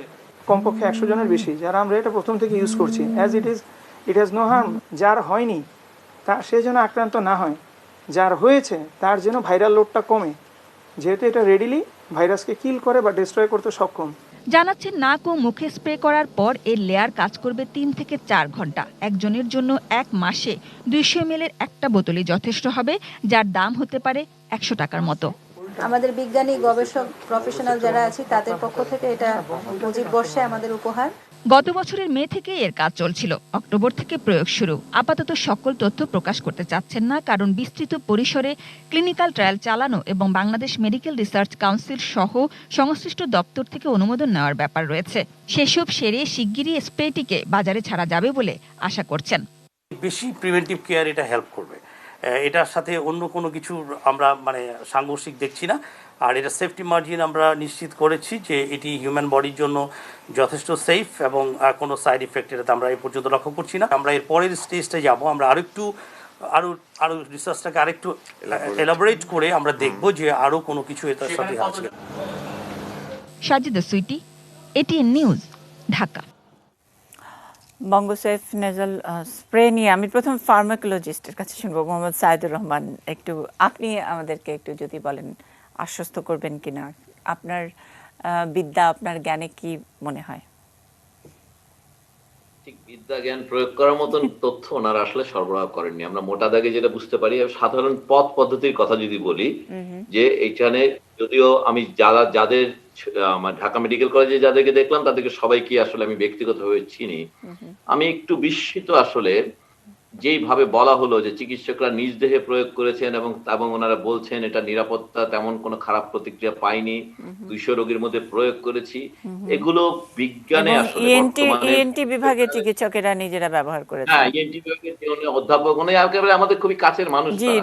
আমি খুবই অবাক হয়েছি কিভাবে গবেষণা পরিচালনা বা এটাকে গবেষণা বলা আদৌ যায় কিনা আমার কাছে এখন প্রশ্নবিদ্ধ। এবং এটি আসলে মানবদেহে প্রয়োগের আগে এখানে খুব সুনির্দিষ্ট কতগুলো পদ্ধতি আছে। যে কোনো কেমিক্যাল সাবস্টেন্স এটাকে প্রথমে ইনভিট্রো, তারপরে কতগুলো অ্যানিমেলে, পার্টিকুলারলি এটা সার্স কোভের জন্য 3টি ডেজিগনেটেড অ্যানিমেল আছে যেই প্রাণীতে এটা পরীক্ষা করার কথা। তারপরে ফেজ 1 হবে, 2 হবে, এরপরে ফেজ 3 কার্যকারিতার প্রশ্ন। সো এটা নিরাপত্তা দেখার কথা, এটা ডোজ দেখার কথা, তারপরে কার্যকারিতা। ওনারা ইনভিট্রো করেন নাই, কোনো অ্যানিমেল স্টাডি করেন নাই, ফেজ 1 ফেজ 2 না করে সরাসরি কয়েকজন ডাক্তার নিজের শরীরে প্রয়োগ করেছেন এবং তারপর রোগীর মধ্যে। এটা মোটা দাগে নৈতিকতার যে সাধারণ মান পৃথিবীতে আছে মানবদেহে ওষুধ গবেষণার, সেটার সঙ্গে পরিপন্থী। এবং ওনারা এখন এসে বলছেন যে ওনারা বিএমআরসির অনুমোদন নেবেন, মানে পুরো কার্যক্রম শেষ করে মানবদেহে 200 মানুষের মধ্যে পরিচালনা করে মিডিয়ার সামনে বলার পরে বলছেন নৈতিকতার অনুমতি নেবেন। এখন স্যার নামকরণও কিন্তু করে ফেলেছেন বঙ্গোসেফ। হ্যাঁ, মানে খুবই, এবং এই নামে তো আসলে ঝুঁকি বেড়ে গেল আরো বেশি। মানে যাবে তখন সে প্রোডাক্টের ঝুঁকি নাকি মানুষের ঝুঁকি সেটা ঠিক বোঝা যাচ্ছে না। প্রোডাক্ট তো ঝুঁকি মওকুফ করার জন্য সম্ভবত বঙ্গোসেফ দিয়েছেন। জি, এই বিষয় নিয়ে বলবেন মোহাম্মদ সালাউদ্দিন, যেটা মোহাম্মদ সাইদুর রহমান আমাদেরকে একটু ধরিয়ে দিলেন যে এটা এথিক্সের মধ্যে পড়ে কিনা। জি, নিউজটা দেখলাম এবং প্রফেসর সাইদুর রহমান সাহেব উনি যথার্থই বলেছেন। একটা প্রোডাক্টের ডেভেলপমেন্ট পাথওয়েটা হচ্ছে প্রোডাক্টটা আগে ভিট্রোতে যে প্রমাণ করতে হয় যে প্রোডাক্টটা সেফ এবং এফিকেসি আছে, তারপর এটা অ্যানিমেলে দেখতে হয় যে মিউকোসাল কোষে আপনি দিচ্ছেন আসলে অ্যানিমেলের হিউম্যান মিউকোসাল সেলের টক্সিসিটি আছে কিনা, এটা কতটুকু নিরাপদ, তারপরে কার্যকর কিনা। তো এই ট্রায়ালগুলো আগে প্রথমে এবং টক্সিসিটি আছে কিনা অ্যানিমেলে করতে হয়। অ্যানিমেলে শেষ হলে অ্যানিমেলে যদি দেখা যায় যে এইটার তেমন টক্সিসিটি নাই এবং সুফল রয়েছে, রিস্ক বেনিফিট ইভ্যালুয়েশন করার পরে তো সেফটি মার্জিন যদি প্রমাণিত হয় তাহলে হিউম্যানে দিতে হয়। এখন যেটা অ্যানিমেলে হিউম্যানে সেফটি নাও হতে পারে, যার জন্য ফেজ 1 ট্রায়াল করতে হয় ছোট একটা জনগোষ্ঠীর মধ্যে। তারপরে ফেজ 2 এ ডোজটা কেমন হয় দিবেন, ডোজটা ঠিক করতে হয়। এরপরে আপনি যে কাজটা করছেন, আপনি কি ইন্ডিকেশনে ব্যবহার করছেন, এই ইন্ডিকেশনটা প্রমাণ করতে হয় ফেজ 3 তে গিয়ে। তো এখন এই কাজগুলো করার জন্য ইথিক্যাল ক্লিয়ারেন্স নিতে হয়। ইথিক্যাল ক্লিয়ারেন্সটা নিতে হয় বিএমআরসির এনআরইসি থেকে, ন্যাশনাল রিসার্চ ইথিক্স কমিটি থেকে। তারপরে সেইটা নেওয়ার পরে ড্রাগ রেগুলেটরি অথরিটি, বাংলাদেশের ড্রাগ রেগুলেটরি অথরিটি, ডিজিডিএ, ওষুধ প্রশাসন অধিদপ্তর, তার থেকে সেইখান থেকে অনুমোদন নিতে হয়, ট্রায়াল প্রোটোকল অনুমোদন নিতে হয় এবং এই কাজটা যে করবে সুনির্দিষ্টভাবে কতজন জনগোষ্ঠীর মধ্যে করবে, কিভাবে করবে সেটা সুনির্দিষ্ট থাকে এবং একজন পিআই প্রিন্সিপাল ইনভেস্টিগেটরের তত্ত্বাবধানে করতে হয় এবং তাদের সবার মানে জিসিপি ট্রেনিং থাকতে হয়, গুড ক্লিনিক্যাল প্র্যাকটিস ট্রেনিং, এবং সুনির্দিষ্টভাবে কাজ না মানে এরকম একটি সময়ে মানে যখন এই করোনার ভ্যাকসিন, করোনার ওষুধ, প্রতিষেধক ইত্যাদি নানান কিছু নিয়ে নানা রকমের ডিবেট, সুনির্দিষ্টভাবে তেমন কিছুই আমাদের হাতে নেই, সেরকম একটি সময়ে যথার্থ যেটাকে বলে যে বৈজ্ঞানিক উদ্ভাবনীর যেসব প্রোটোকল সেগুলো না মেনে এরকম একটি বঙ্গসেফ নাম দিয়ে স্প্রে বাজারজাত করার চিন্তাভাবনাটা খুব একটা সুখকর খবর নয়, সেটা আপনি আমাদেরকে ভালো করেই বুঝিয়ে দিয়েছেন। একেবারে শেষ, হাতে একদমই সময় নেই, আমি শুধু এস.এম. আলমগীর আপনার কাছে একটু জানতে চাই যে এই 50 লক্ষ নিয়ে প্রথমে রেজিস্ট্রেশন করতে হবে অ্যাপের মাধ্যমে, যেটা আপনি শুরুতেই বলেছেন। নির্দিষ্ট যেই কোটা দেয়া আছে সেই কোটার চেয়েও বেশি যাদেরকে আপনারা দেবেন, সেখানে তো নির্দিষ্ট সংখ্যা করা আছে, সেখানে কি লটারি হবে কোনো? না, লটারি না, এটা তো প্রাধিকার ভিত্তিতে আমাদের প্রথম মাসে 50 লক্ষ, দ্বিতীয় মাসে 50 লক্ষ, 1 কোটি, এবং তৃতীয় মাসে দ্বিতীয় ডোজ, এইভাবে করে আমাদের আগামী ডিসেম্বর পর্যন্ত 23 থেকে 29% পপুলেশনকে কভার করা। এবং সেখানে আসলে হেলথ কেয়ার ওয়ার্কার বা আমাদের ফ্রন্টলাইন যারা ইমার্জেন্সি কাজ করেন তাদেরটা হলো সর্বাগ্রে 50 লক্ষের প্রথমেই তারা পাবে আসলে। সো এখানে আসলে লটারির কিছু নাই, পর্যায়ক্রমে সবাইকে দেওয়া হবে এবং সেটা পরে সাধারণ জনগোষ্ঠীর মধ্যে বয়স ভিত্তিক, আমরা হয়তো 70 পর্যন্ত প্রথমবার পারবো, তারপরে 65, তারপরে 60, তারপরে 55, তারপরে 51, এইভাবে আসলে যাবে আমাদের বয়স ভিত্তিক। আর ধরলাম যে সব ঠিকঠাক আছে এবং বেসরকারি সরকারি নানান উদ্যোগে আমাদের বাংলাদেশের টিকা আসছে, যে যার মতো সামর্থ্য অনুযায়ী টিকা গ্রহণ করছেন, তারপরেও টিকা গ্রহণ করার পরে কি আমাদের জীবন করোনা পূর্ববর্তী জীবনের মতো হবে, নাকি আমাদের সেই মাস্ক, আমাদের হ্যান্ড হাইজিন যেটা ডিস্টেন্সিং ইত্যাদি সেগুলো আমাদের মানতেই হবে? আমি সাইদুর রহমান স্যারের কাছ থেকে একটু শুনতে চাই। একদমই আপনি ঠিক জায়গায় বলছেন, টিকা একটি মাত্র বিকল্প। এই মহামারী মোকাবেলায় আমাদের হাতে অন্যান্য অস্ত্রগুলোর মধ্যে একটি বিকল্প, একটি অস্ত্র। এই অস্ত্র এখন পর্যন্ত যে অবস্থায়, যে মানের আছে, এই অস্ত্র দিয়ে মহামারী ইরাডিকেট, স্যার বলেছেন মহামারীর মোকাবেলা করা যাবে, নির্মূল না। তো আমাদের হাতে একটি নতুন অস্ত্র যুক্ত হলো মাত্র। মাস্কের চাইতে এই যে অস্ত্রটি বেশি কার্যকর বিস্তার রোধে, সেটাও কিন্তু এখনো বলা যাচ্ছে না। অতএব আমরা মনে করি আমাদের যে উদাসীনতা আছে, আপনি প্রথমে যে কথাটা বলেছেন, আমি শুধু সেটা আবার বলবো, একটি ছোট গবেষণা করে দেখা দরকার বাংলাদেশের মানুষের ভ্যাকসিন নেওয়ার আগ্রহ কাদের আছে, কাদের নাই, না থাকার কারণ কি, শহরে বেশি না গ্রামে বেশি, নারী বেশি না পুরুষদের মধ্যে, শিক্ষিত লোকদের মধ্যে নাকি অশিক্ষিতদের মধ্যে, বাজারের মানুষের মধ্যে না হাটের মানুষ, এগুলো গবেষণা করে বের করে একটা প্যাকেজ, আপনি এক্সেলেন্ট বলেছেন শুরুতে, যে এই প্যাকেজটা কারেক্টলি তৈরি করতে হবে যেন আগামী 15 দিনে ইন্টারভেনশনের মধ্য দিয়ে পুরো মানুষের মনোজগৎটাকে ভ্যাকসিনের পক্ষে নিয়ে যাওয়া যায়। এবং এটি একটি গবেষণা ধর্মী একটি প্যাকেজ তৈরি করতে হবে, যে ইনফরমেশনের মাধ্যমে মানুষের এই ট্রানজিশনটা হবে এবং তখন তারা মাস্ক, স্যানিটাইজার বলেন এবং ভ্যাকসিন গ্রহণ করবে। তা না হলে পরে আসলে আমরা মনে করি যে মানুষের এই যে আগে যে অতীত অভিজ্ঞতা, সে আলোকে আরেকটা জিনিস জরুরি, সেটা হচ্ছে মহড়া। আমি বারবার বলবো, এখানে একটি ড্রাই রান, ভারত ইতোমধ্যে 9000 সেন্টারে ড্রাই রান করে ফেলেছে। আমাদের একটি মহড়া দিয়ে দেখতে হবে এক্স্যাক্টলি কখন কি ঘটে। আপনি যেমন বলছিলেন, একজনের একটা অ্যাডভার্স ইফেক্ট হলে কি সাইকেলে ফেরত আসে, একটি যখন কোল্ড বক্স যায় কিভাবে যায়, সেটি খোলার পরে কতক্ষণে শেষ হয়। এই মহড়াটি জরুরি আর প্যাকেজটি জরুরি। আমি এই দুটো কথা বলবো, যে গবেষণা করে একটি প্যাকেজ অফ ইনফরমেশন তৈরি করা দরকার, যেটা দিয়ে মানুষকে ভ্যাকসিনের পক্ষে উদ্বুদ্ধ করা যাবে, আর একটি ড্রাই রান করে মহড়া করে দেখা দরকার কোথায় আমাদের ত্রুটি বিচ্যুতি ঘটতে পারে, সেটা ভ্যাকসিন দেওয়ার ক্ষেত্রে এবং পার্শ্ব প্রতিক্রিয়া রিপোর্ট করার ক্ষেত্রে। অনেক ধন্যবাদ। একেবারে হাতে একদমই সময় নাই, কিন্তু তারপরেও একটা প্রশ্ন আপনার এই বক্তব্য থেকে মাথায় এলো, আমি রশিদ স্যারের কাছ থেকে একটু জানতে চাই। যেটা বললেন যে ইতোমধ্যে যা যা হয়েছে এবং যা আছে সেগুলো নিয়ে একটা ভ্যাকসিনের পক্ষে মনোজগৎ তৈরি করতে হবে। ভ্যাকসিনের পক্ষে মনোজগৎ তৈরি করার জন্য কি যেসব খবরগুলো আমরা প্রতিদিন দেখি যে অ্যাপ বানাতে 90 কোটি টাকা, ভ্যাকসিন ভারতের চেয়ে আরও 3 গুণ দামে ভ্যাকসিন আসছে, বেসরকারি খাত যারা ভ্যাকসিন আনবে সেটার দাম $200 ইত্যাদি নানা রকমের, এবং স্বাস্থ্য খাতের যেই করোনার পরপরই যেভাবে হচপচ একটা অবস্থা, দুর্নীতির নানান রকমের চিত্র আমরা দেখেছি, সেখানে ভ্যাকসিনের পক্ষে মনোজগৎ তৈরি করার ক্ষেত্রে যত ইনফরমেশন প্যাকেজ করি না কেন সেখানে এগুলো কোনো রকমের ভূমিকা রাখবে কিনা স্যার? নিশ্চয়ই রাখবে। আমি আপনার প্রথম যে জায়গাটা বলছি, ভ্যাকসিন আমাদের দরকার, ভ্যাকসিন আমরা সবাইকে দিতে পারলে উদ্বুদ্ধ করে এটা হবে আমাদের প্রাথমিক লাভ, এবং সেই দায়িত্বটা কিন্তু এক মানে ড্রাইভিং সিটে সরকার। স্যার একটু ছোট্ট করে বলতে হবে, সময় নাই। আমি শুধু বলছি যে যে দুর্নীতির রিপোর্ট দেখছি, এই ভ্যাকসিন আসার জন্য অ্যাপটা বানানো নিয়েও নানা রকমের খবর আসছে। সেক্ষেত্রে মানুষের আস্থার জায়গাটা, করোনার পুরো জায়গাটার মধ্যেই এক ধরনের, আমরা জোর করে একটা মাস্কও পরাতে পারি না, বিনামূল্যে দিলেও পরাতে পারি না, এক ধরনের অবিশ্বাসও তৈরি হয়েছে। সেক্ষেত্রে মনোজগৎ আমরা কিভাবে তৈরি করব? মনোজগৎকে করতে হবে, কিভাবে তৈরি করবে সেটা তো বললে লাভ নাই। যদি আপনি এটার থেকে মুক্তি পাইতে চান, ভ্যাকসিনেট যদি করতে চান, করতে হবে। সেটা হচ্ছে যে সবাইকে নিয়ে এই জায়গাটায় আমাদের কাজ করতে হবে। আমেরিকা তো পড়ছে না, দে হ্যাভ টু পে। আমরা যদি না পড়ি আমাদের পে করতে হবে।